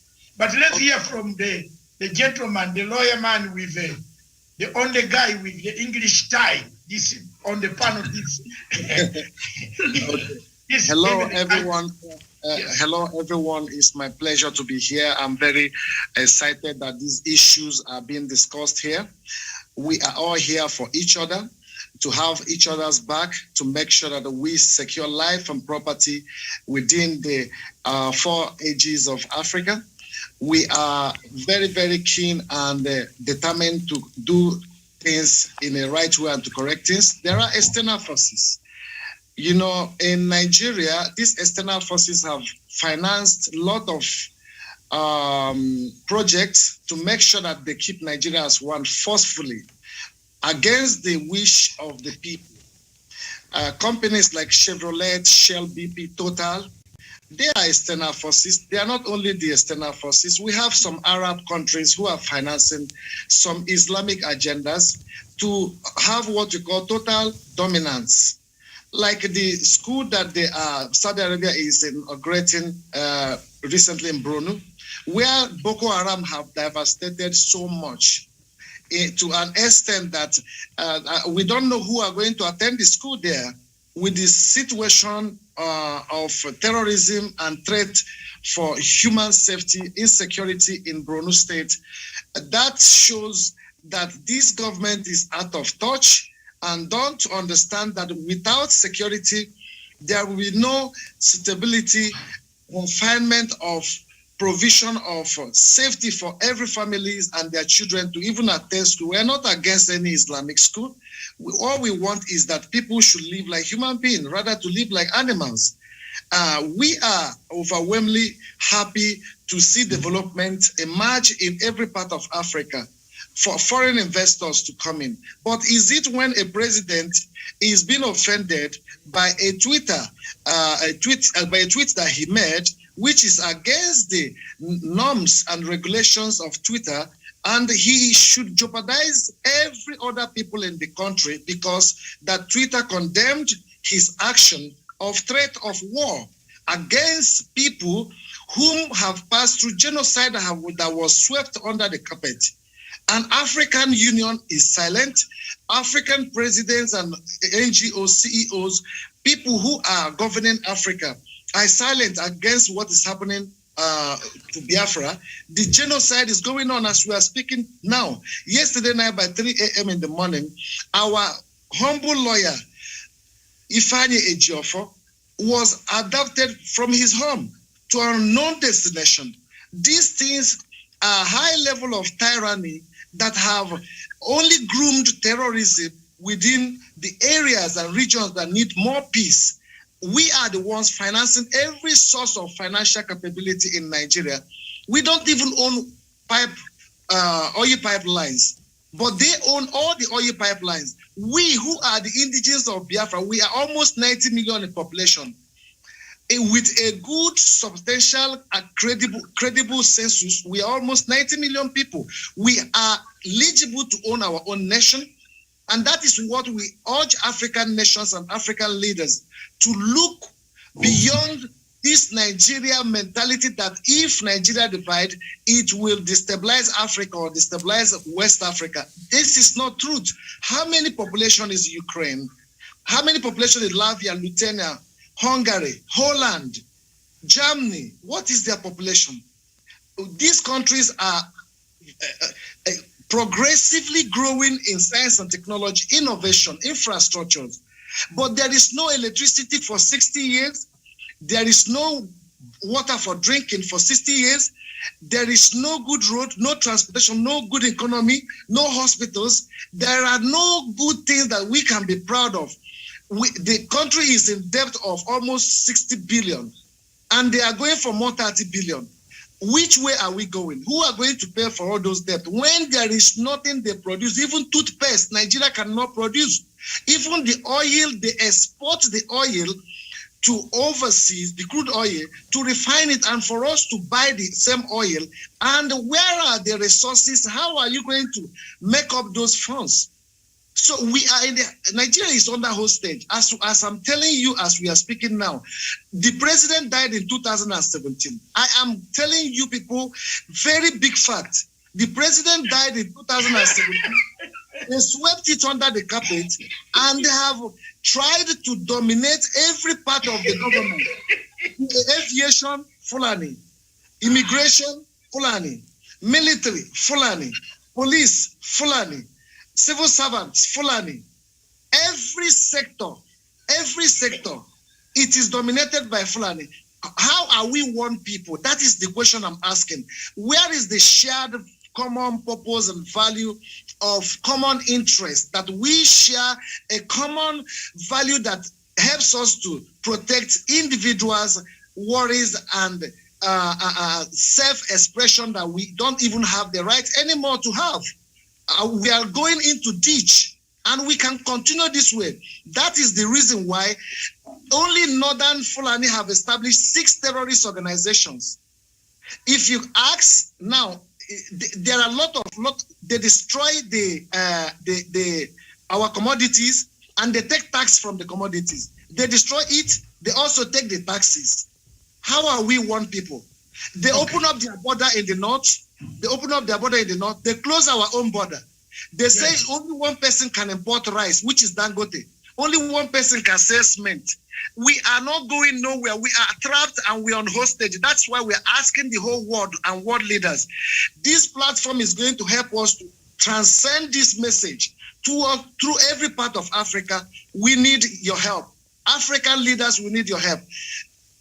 AU is not functioning. It's dead already. We know that. We ask that we need the help of every world leader and including African leaders. I rest my case here till. Thank you very much. Before I hand over to Miriam, I want to ask every Nigerian who is on this platform. When mice or rats come and eat your chair where you sit on, what happens in your culture? You remember rats and the mice came and ate Buhari's chairs. We were told the whole state house, the whole president's office, the chairs were eaten by mice. How big are these mice in Nigeria? Because I honestly, Mr. Ayo, you could be one of the elders with me here. How big are these mice that eat? The whole president's office chairs were eaten. They must be huge. They must be humongous mouses. Huge. Okay. But we can't even see them. Mr. Masanga, let me help you to answer that question. Okay. Yeah. When the president went to medical treatment in London, he lost his life there. They kept it under the carpet. They hid it. So he's dead. You know, in short, we are talking of a man who is not Buhari.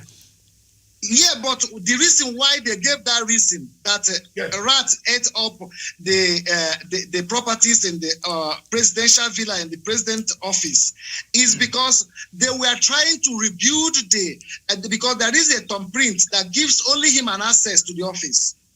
So when they brought an Israeli company that is supposed to rebuild it, they had to break it, and it took them 4 months because they don't know what again to tell people, because the president cannot come to the office. The president is not sitting in the office. People become worried and said, what is really going on? They had to lie, a very naive and cheap lie. It's shameful. We don't have a president. Okay. That is vacuum. Yeah. So I want to push this debate further and then surrender myself to Miriam. Look, a rat or a mice is associated with church. I don't know whether the reverend is still here. Yes. When we are making our collections, we collect all the takings. What do they call them? Offertory. Offertory, yeah. The church, the rat is always watching from the top, you know? Mm-hmm. So, if this rat decides to come down, there is no church that can stand. So, to me, I think what Nobo is saying, if these rats decided to come down to eat Buhari's chairs, I think I am beginning to believe that Buhari is not the real one, because he is gone. A rat never touches offertory money. From time immemorial, I am an Anglican, and I am also a vice chair of the warden of a church that was built in 1896. And I look after the sheep and the flock. So anything to do with a rat is bad omen, Jermaine, in Africa. So I don't know, Miriam, there is Simon to give us something that has just come in. And then I hand back, you take it over from there. There is Maina. Another Ambassador Maina has come now to provoke us, but tell Onyari to be on standby. So thank you very much. So that they can tackle each other now. Okay. Ambassador Maina, come for Mr. Simon. I'm not in Kenya, I'm in Nigeria. Oh. No, Ambassador Maina is in Paris. Are you in Paris or where are you? I am in Enugu State. Wow. Don't need it. He said he has come here for Simon. Ambassador Maina is part of the clique. Did he say he has come here for Simon? He's in Biafra. All right, I've go been ahead. given a title, the Ohuanese. Ambassador, we will come to you. Simon, go ahead, and then we'll go to all right, Ambassador Maina. Thank you very much. First of all, let me make it very clear for those who are wondering why would the Nigerian government, my brother, wondering why would the Nigerian government build this school in a terrorist control zone. The reason is this. The whole agenda of Boko Haram is now clearer. I have said it several times. There is no genuine freedom or activist from the northern Nigeria Muslim. This is a fact. Everybody that is from the northern Nigeria and is a Muslim and is shouting about activism, telling you how bad Nigeria is, they are not genuine. These are the people that are being used to deceive people and distract you, thinking that there are some people from the north that want Nigeria to progress. Everybody have one agenda. The agenda is that there will be more comfortable in an Islamic Nigeria than in a secular Nigeria, in a secular state. Everybody who is from the north and is a core Muslim will be happy in Islamic Nigeria than a secular Nigeria as it is today, where you would challenge him anything he does, where you will challenge the CGN for advocating for Sharia to be imposed in the southern Nigeria. They don't want that kind of challenge. They want to stay in a country where they will just make a pronouncement that now establish Sharia in Enugu State, Sharia court, establish Sharia court in Ogun State, and all that. And before I read what you see on the screen now, I'm going to read this information you see on the screen. But let me make this comment first. So what I'm trying to say here is that everybody and everything you see today happening in northern Nigeria is something that has been planned long ago. They are now comfortable with the Islamic State. Will ask me, what is the reason for Boko Haram? Why is Boko Haram fighting? Boko Haram is fighting for Islamic State. Now, what is the CGN of Nigeria fighting? CGN is fighting for Sharia.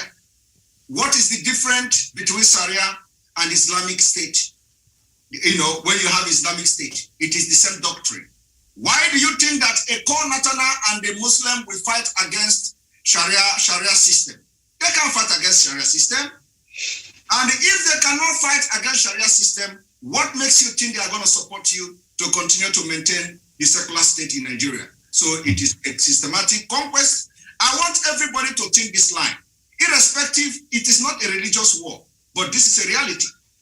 Now, they are going to be building schools because the Boko Haram war is a scam. And that scam is now clearer. Because if it is not a scam, you will not be pulling the military from the north and sending them to the east. Today, they are telling you that Shekau is dead. They are telling you that they have used good bandits to fight a bad bandit. They are telling you now the Nigerian security came publicly to announce that another terrorist killed another terrorist. And they are proud to say it.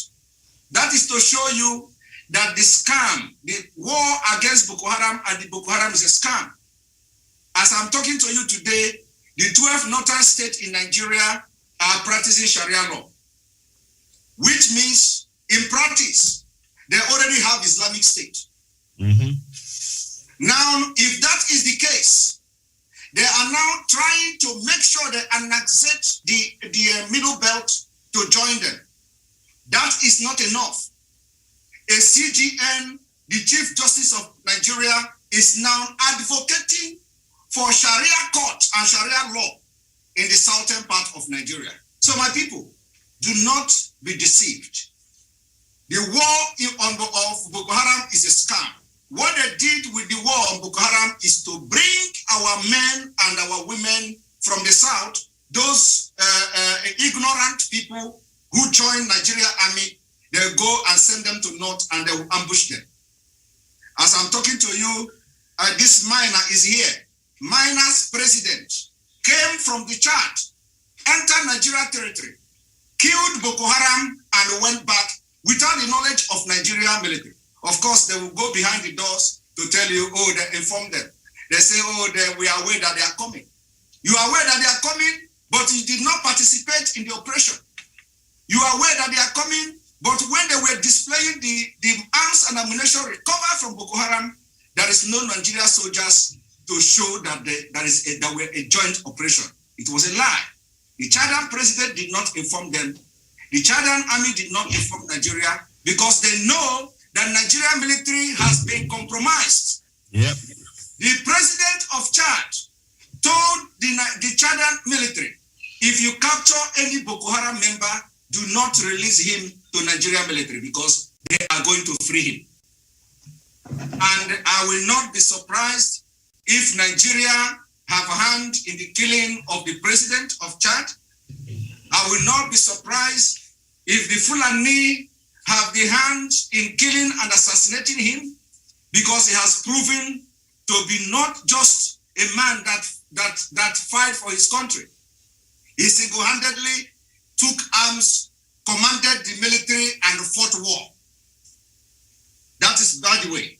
Now, on the issue of what Nigeria is all about, and those who have influence or who have some interest in Nigeria, I want this to come on screen. The newspaper, the article of July 15, 1998. I am going to read, and I want all our brothers from other African countries to pay attention to what I'm about to read. This is the Times newspaper, the Times magazine, as you see it on the screen.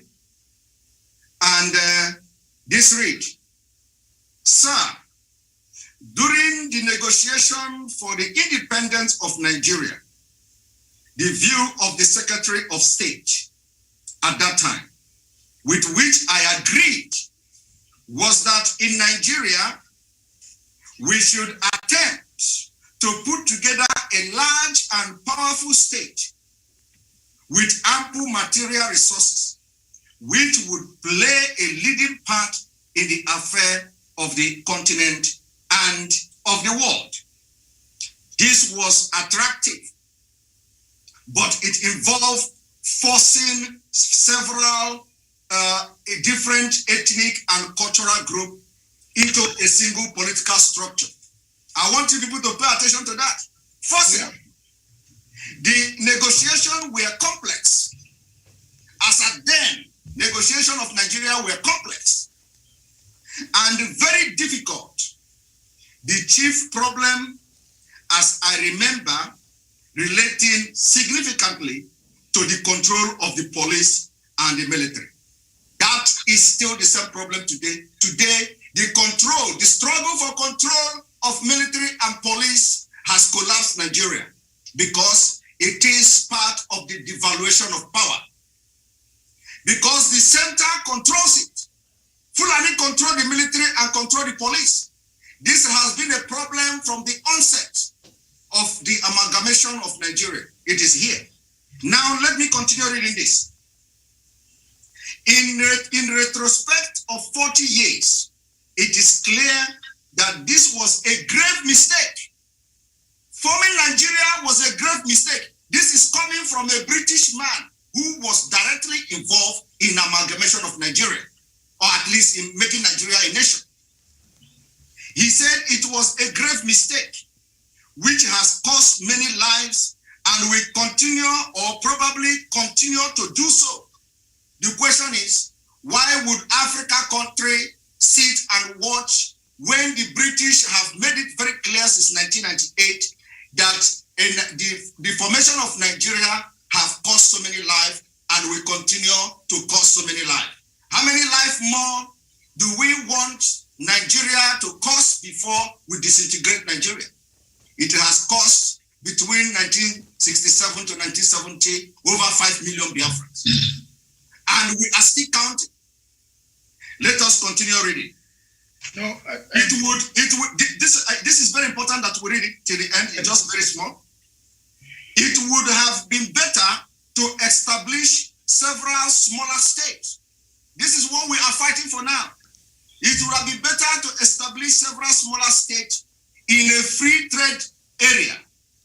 In exportation, it must be said that we did not then have the example of the collapse of Yugoslavia and of the Soviet Union before our eyes. It should now be clear for all but the willfully blind to see that it is extremely dangerous to force diverse racial and social entities into a single rigid political structure, such as that which is being built upon the foundation of the Maastricht Treaty. Recent history suggests that it would be best to complete the development of the common market and to call a halt to political integration in Europe. And the person is Sir Peters Smithers, Parliamentary Private Secretary to the Minister of State and Secretary of State in the Colonial Office between 1952 and 1959. Now, if this is the position of a man who participated in the independence of Nigeria and built Nigeria and made Nigeria what it is today, and he has come to regret that Nigeria was a grave mistake that will continue to cost the life of people, the question to the African countries is that, do you still want Africans to be killed just for one Nigeria? Or do you want a disintegrated Nigeria that will benefit the entire African nation? I want also to show on the screen the differences, the Simon. Yes? Simon, sir, for the purpose of the time, we have on the 30-minute satellite on. Thank you. I would like, we have seen that car of Sharia. All of you have seen the car with Sharia schools that are being built across the southern part forcibly. No, it is not Sharia school. It is important that I explain that just 1 minute. Yeah, just go ahead, please. Okay. The car you see, if you can put the screen, so the picture, the car or the picture of the car, if you can put it on the screen, it will be very good.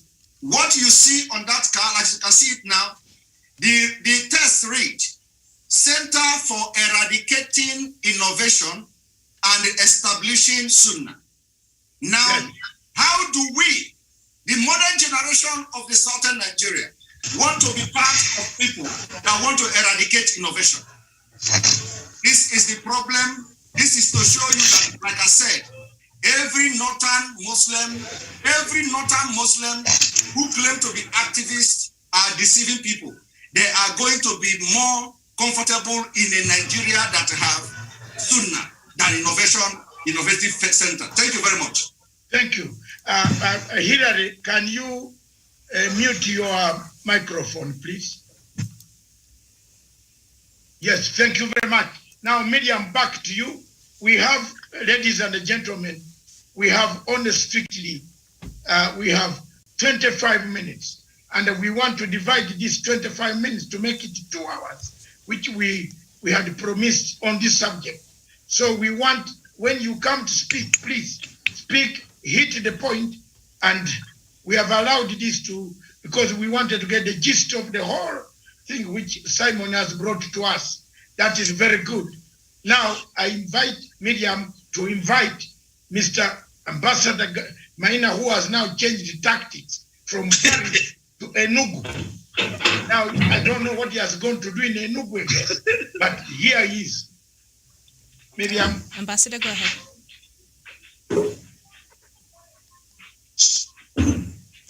Ambassador Maina Ghana, go ahead. Yes, Miriam. Yes, good afternoon or good evening, I don't know. Let me thank you, Dr. Masanga. Today I come for Mr. Simon because I did some clarification and information. When you called your brothers and sisters African to come and support you, you need to give us a clear agenda, what you have, how do you want to run your government, how did you plan, and which quality of government do you want to have? Do you want to have a regime, the monasterial, you want to have a presidential with election? How do you want to build your capitals? How are you going to accommodate the different people, let's say in another part also of Nigeria want to join to you?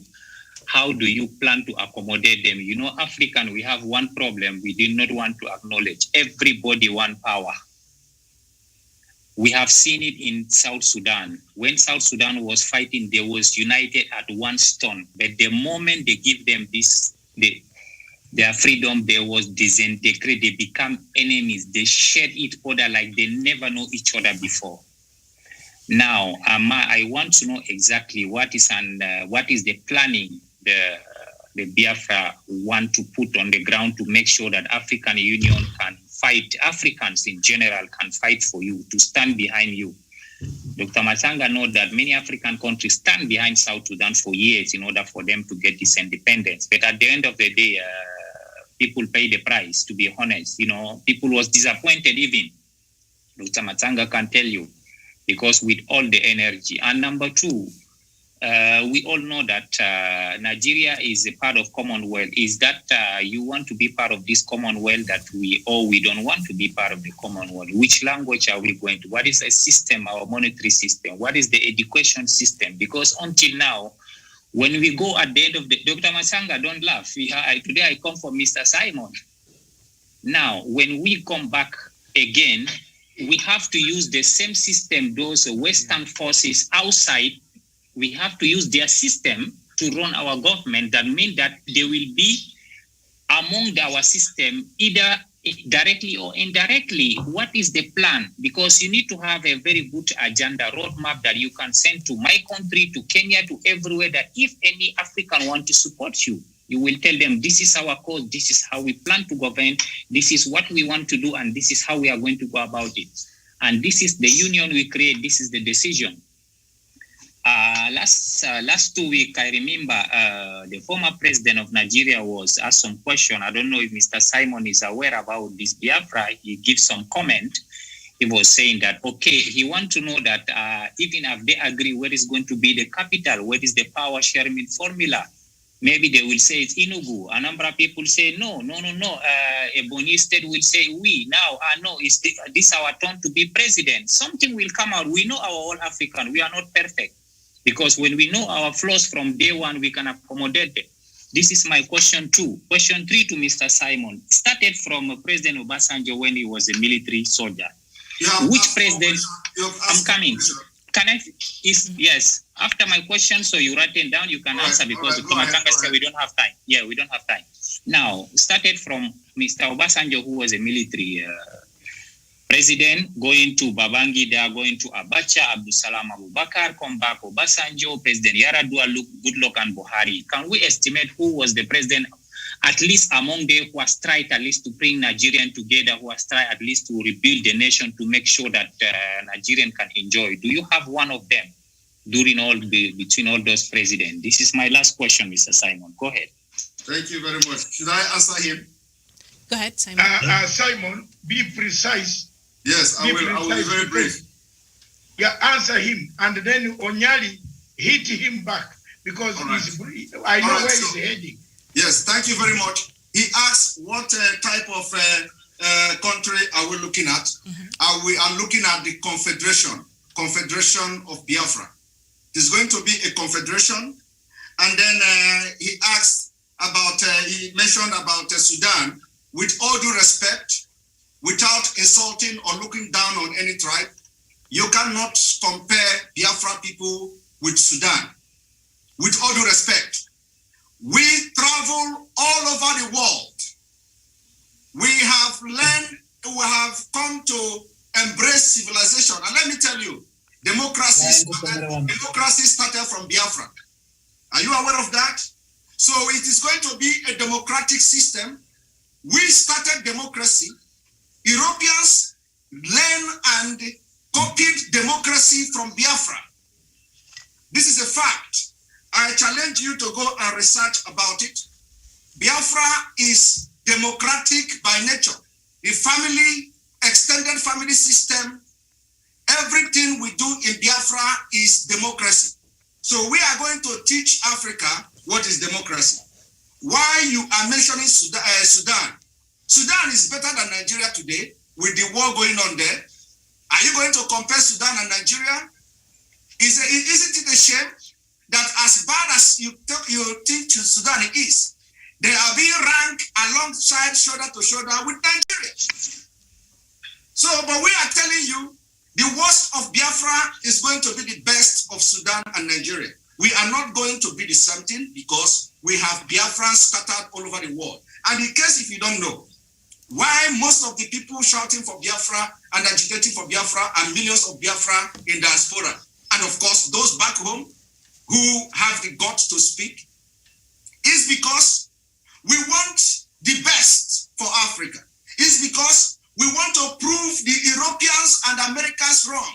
We want to prove them that Africa will be a place where they will come and live. How is that going to work? Let me tell you what we are going to do. We are going to have what we call database system.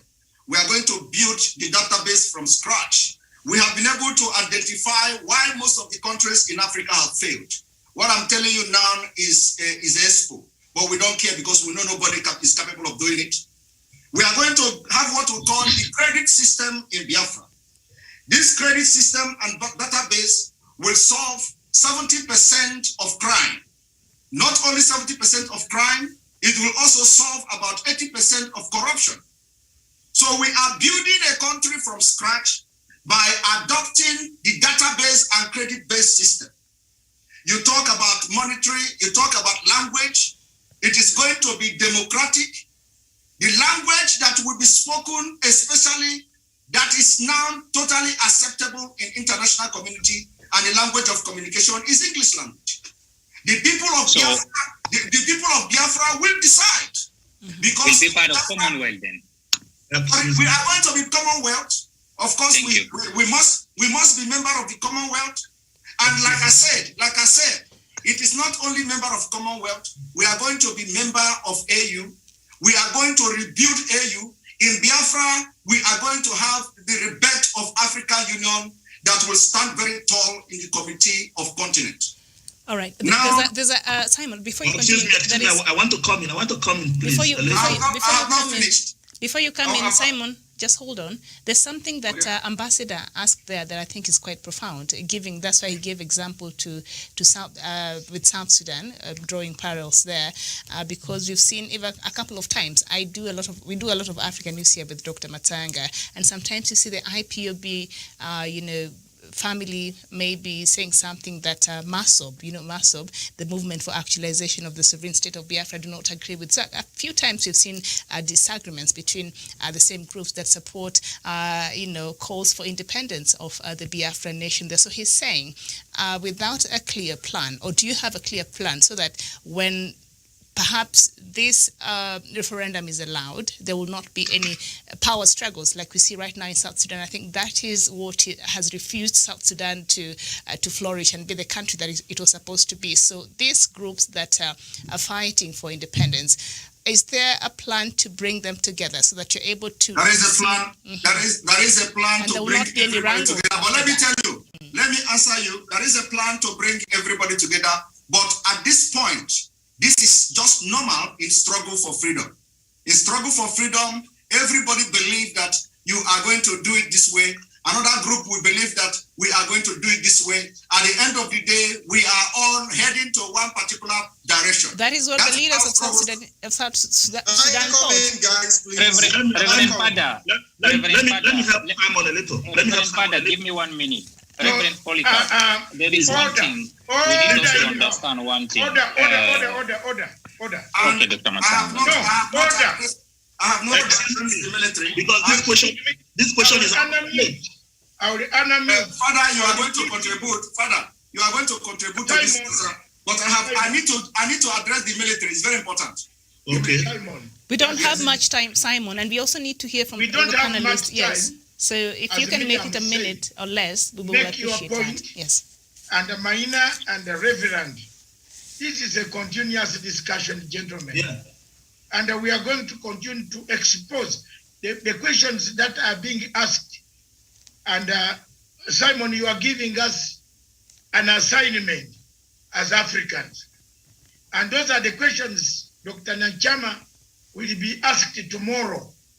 What about this when this happens? So please, let's give you one more time, 1 minute to explain to us about the military.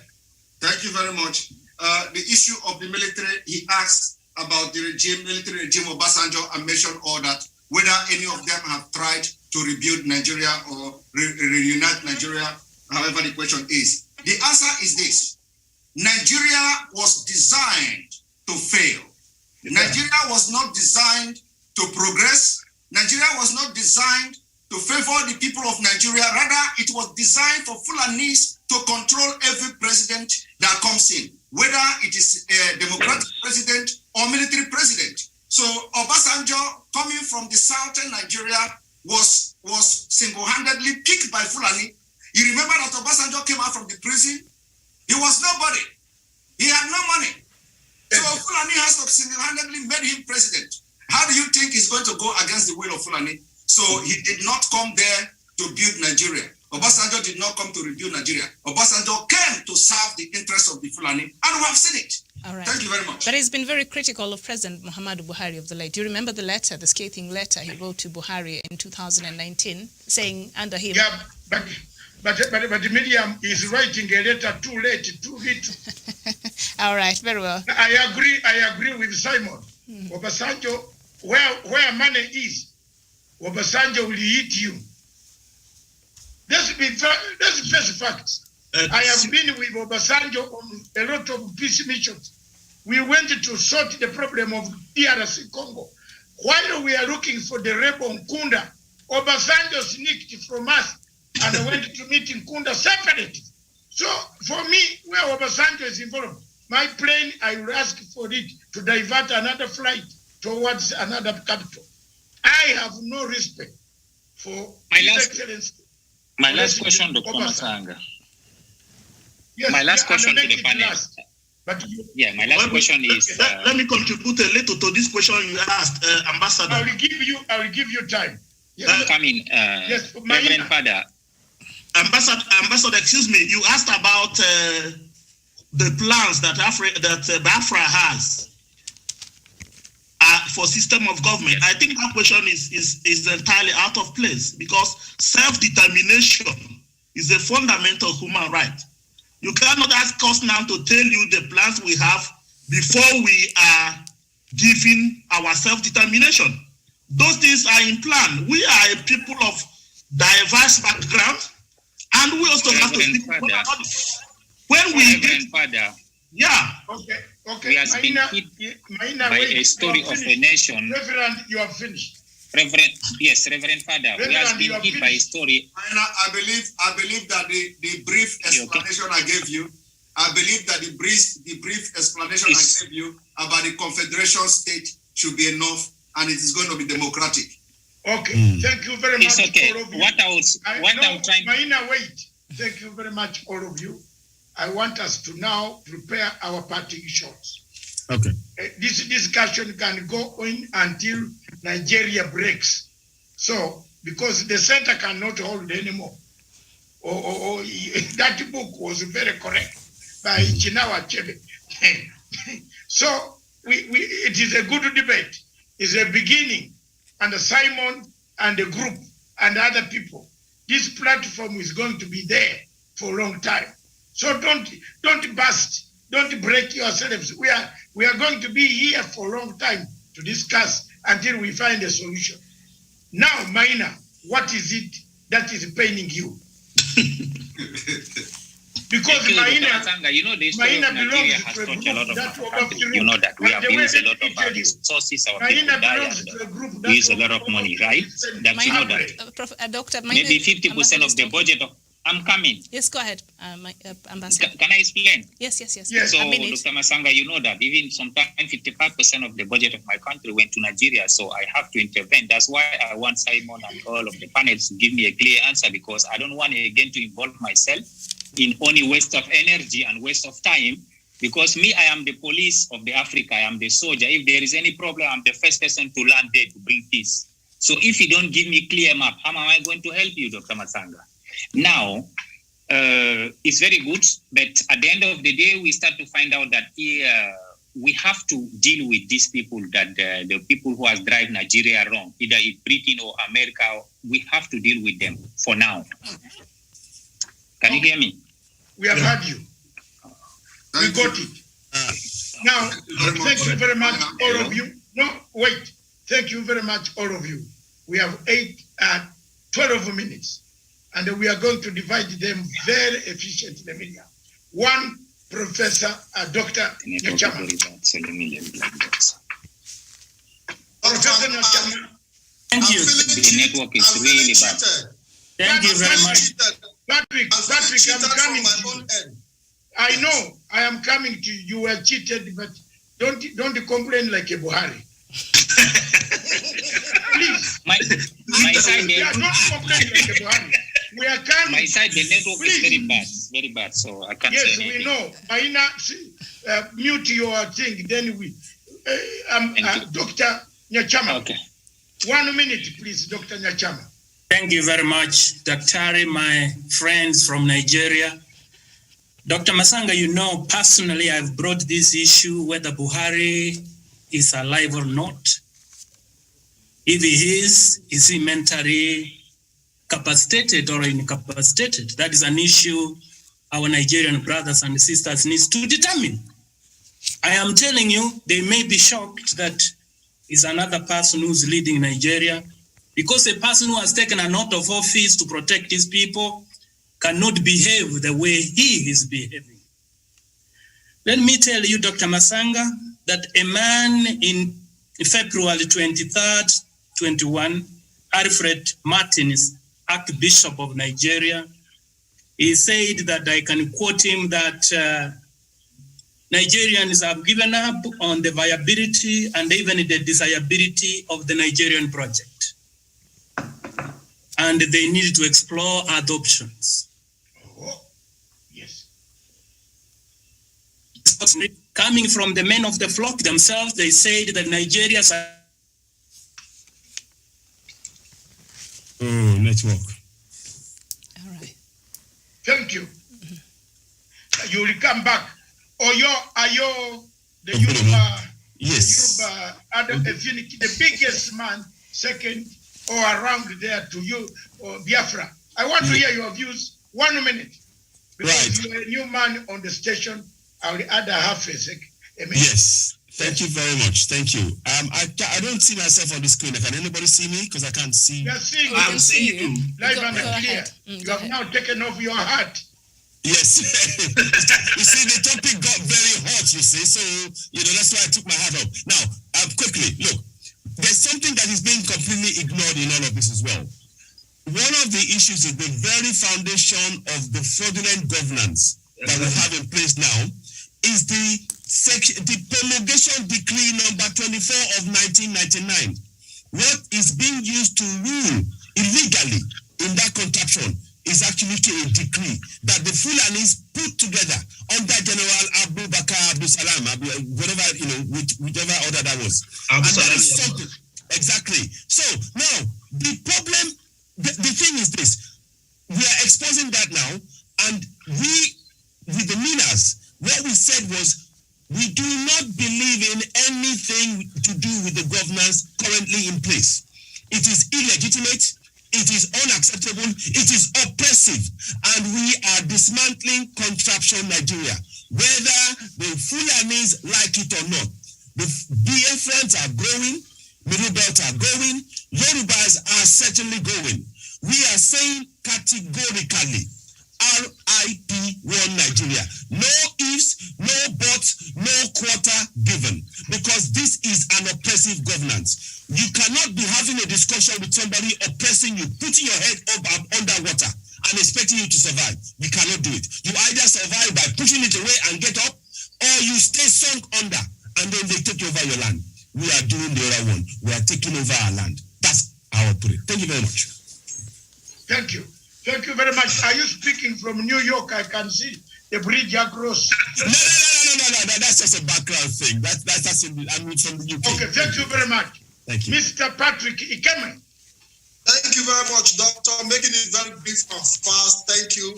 I feel embarrassed all the time. Each time we make our argument on Nigeria and the need for Biafra freedom, people always refer us to South Sudan. Why should that be? You cannot use the failure of Sudan, South Sudan, or to measure the freedom of Biafra. It is completely unacceptable. It is completely inhumane, and we want the world and Africa to desist from making such comparison. The Biafran people have a different orientation when it comes to way of life, and how we are going to structure our government is going to be purely on referendum based on people's decision, and not just one dictator coming out to tell Biafrans what they should be doing, just like we have in Nigeria today or in other African countries. So comparing the Biafran people with South Sudan is completely unacceptable, Patrick, and it has to stop. It has to stop. And that is what I have to say to end this program. Yes, Patrick, Doctor, yes. Before you come in, don't you think maybe on the flip side, it could be a good case study of how not to, on the flip side? Yeah.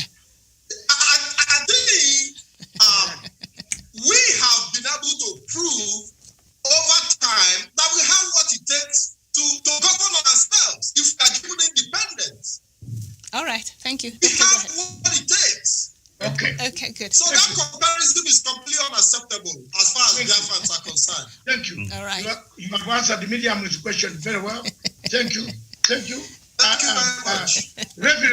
Reverend, 1 minute. Yes, I want to then make I come to Songa, then I come to Jocelyn.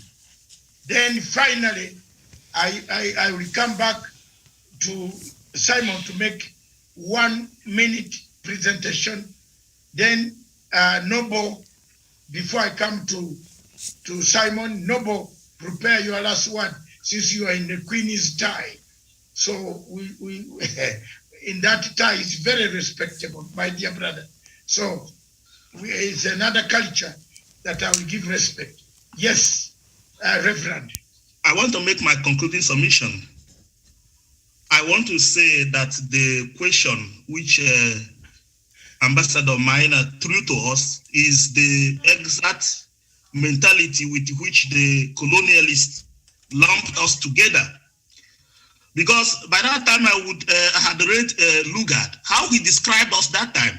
He said we are happy, thriftless, excitable, lacking in self-control, discipline, and foresight, with little sense of veracity, fond of music, loving weapons, as Orientals loves jewelry. So they saw us as just glorified children who cannot make any rule for ourselves. I think it is unjust to ask us how are we going to govern Biafra. We have governed ourselves before they lumped us together. We had a system of kindred units submitting people for representative in a republican manner of government. And then we have every right to seek self-determination. You cannot ask the people seeking for self-determination what you have on board. Reverend, that's a point made. Our satellite is going off. Okubui, Mr. Okubui, donate 1 minute, half a minute to Okubui. Yes, Okubui. Mr. Okubui, Kingsley. Unmute. Unmute yourself. Unmute. Yes. Yeah. Thank you, Doctor. Thank you once again. I also want to greet my senior brother, Sam Manekwa. I want to say thank you again. And what I want to say is that this your platform is going to help the Biafrans. One, because very soon Nigeria is going to shut down every means of social media. That's going to happen very soon. So to the other question of Ambassador Maina asked, we are men, we are not children. We know how to govern ourselves. And meanwhile, our leader, Martina Decano, has always placed the blueprint on how Biafra is going to be governed. A nation inside a nation. Everybody going to be free. Not like the type we have in Nigeria. You know, a place where you can air your view. You contribute to the growth of the nation. That is Biafra. Biafra has come of age to rule themselves, and we know what is good for us. And meanwhile, most of us are scattered all over the world. Like here I am in South Korea, I know what is obtainable here. So we know. There is something I tweeted before. I said, making us to scatter all over the world was not to hurt us. Rather, they taught us how to rule ourselves, how to go and learn. We went to school. We are here in school. We are learning how a developed world should be. So what I want to say is that Biafra has the capacity, the capability, more than any world, any nation on this earth, to rule ourselves and to make ourselves a great nation that Chukwu Kikabiyama has already. Thank you. Thank you very much. Mr. Hirare. Quick one. I am giving people a chance. I'm not Buhari, who is the dictator. Yes. Thank you so much, everyone. Thank you, my senior Simon, Ekpa, and everyone that is on the line here. Just a brief one concerning the question from Maima. What I will ask him, that he should be patient. Just give us the platform for our freedom. Then you will see how we'll govern ourselves. You cannot be asking us on this platform now because it's too short. We have a lot of organizations, many things going on. So when it's ready for that one, when you accept our offer from ICC and every other bodies that are necessary to give us that thing, then come up with your question. I will tell you gladly, and I'll beat my chest. They are able men, capable men, able to give you the exact answers to your questions. We have been governing ourselves right before the European, the British, those tips before they came in and start recolonizing us. I don't know what they meant by recolonization. And that is the cause of African problem. Africa was one of the best continents in the world. It was when the Europeans came, they turned everything aside, divide and conquest everywhere across the world. And it became a problem to Africa. Until today, Africa is still suffering from it. We need to be liberated. Then secondly, before I drop in, we need to be watchful, especially to this Nigerian government. A lot needs to be done quickly to save more lives. I want to bring your mind back to Lekki Toll Gate. The ban on Twitter is a very, very serious thing that needs to be looked to, because every other thing will be banned very soon. Look at Lekki Toll Gate. Before they sent in their army, they set up a roadmap. When they got there, innocent youth, citizens protesting for their rights. What happened? They had to put off the lights. Why are they putting off the lights? Remove the camera. Whatever we bring information to the world, they are going to take it out. And that is the next move they are going, because they are going to go into great genocidal attack on the Nigerians, especially the Southerners. And now, whatever we bring the information to the limelight has been taken out, and they will gradually take all of them out. Now, my plea is this: we need to act fast. If you don't want more lives to be lost, Africans, African Union, African leaders, we need to ask fast. We need to put a stop to this tyrannical attitude of the president. Otherwise, more lives will be lost without the knowledge of the world. Thank you very much. God bless you. Thank you very much. Noble and the Wesonga, then Jocelyn, the lady. At least give the lady time. Noble. Thank you. Thank you, everyone. Thank you, all participants of this program. It's been a very nice and a very well articulated educative section, and I'm very much delighted. Well, let me go straight to the point, okay, in 1 minute conclusion. We have had this war before in 1967 to 1970. Even prior to that war, there have been a very great challenge, and that challenge was basically on pogrom after pogrom. pogrom after pogrom, starting from 1945, even prior to the time that the British were governing Nigeria. After the amalgamation, they were governing it. Our region was referred as the Old Eastern Protectorate. That time, before even we had the Abori Accord, everybody knew that we struggled to send a clear message to the world that we are being killed, but nobody wanted to help. They allowed the pogrom to happen. 5 million people died. And this cannot continue this time around. In this time that social media is there, the information outlets are very high. Nigerian government and the British and the Western external institutions have a very big hand in what is happening there.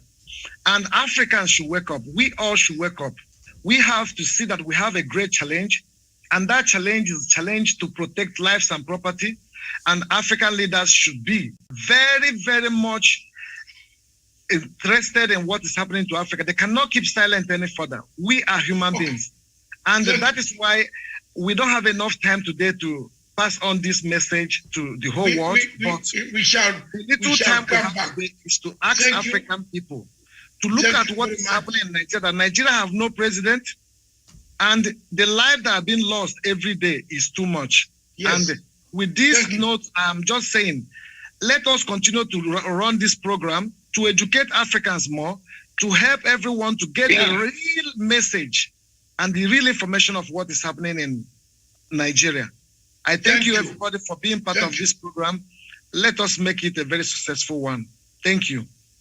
Sure. Thank you very much, Novo.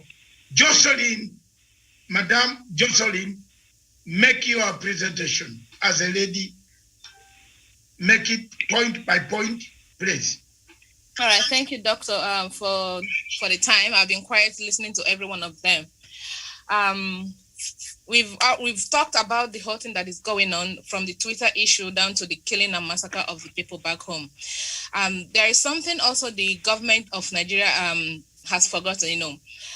The men in uniform have actually dealt a heavy blow to the youth. So what do you expect when you keep suppressing or oppressing the youth? Definitely one day they will want to fight back, and that is what we're seeing right now. They have actually unleashed the beast from Kingsley. Mute. Okay. Yeah, go ahead, Jocelyn. Thank you. They have unleashed the beast in the youth, so they have taken up arms, and they cannot continue to kill a particular region of a state, and you expect them to keep quiet. Doctor, it has never happened anywhere, because you expect that one day these people will take up arms and they will defend the land, and that is what the people of the Biafran land are doing. We are not fighting anyone. We just want our land to be free of terrorists and terrorism. That is what we want. And they cannot be coming into our land, killing my people, and you expect us to be quiet. If Nigeria is going to break up, definitely, it is going down gradually. And it's just like Nigeria is actually now on an autopilot, and it's going to crash. So anybody that is trying to salvage the nation, I would tell the person to stop, because Nigeria is unsalvageable. Nothing can be done to revive or to make the nation stand anymore. The people have spoken. They should throw in the referendum. That is what you're asking. Throw in the referendum. Let us decide what we want.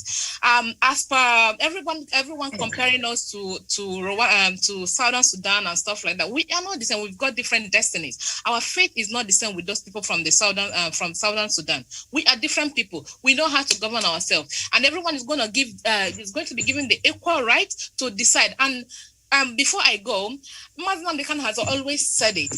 When Biafra comes, he's not going to be a leader in Biafra. No, he's just going to be a state, like an elder statesman. And the power will be in the hands of the people. The people will decide who will rule them and who will not rule them. So everything is going to be laid bare for everyone to see. Thank you so much for the time. Thank you very much. Thank you very much, Jocelyn. I always like the way you bring your points straight. Now, there is a name in Nigerian history that I don't forget, Okoye.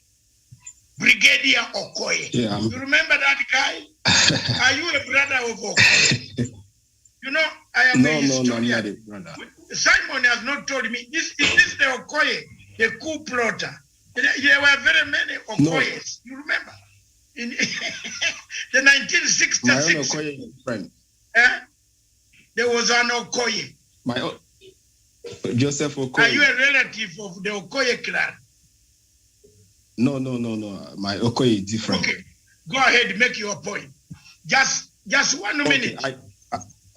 I just want to say something here. Oftentimes people they used to, equate us with South Sudan and about the wars and rest of them. I want to ask this question. I want to say this.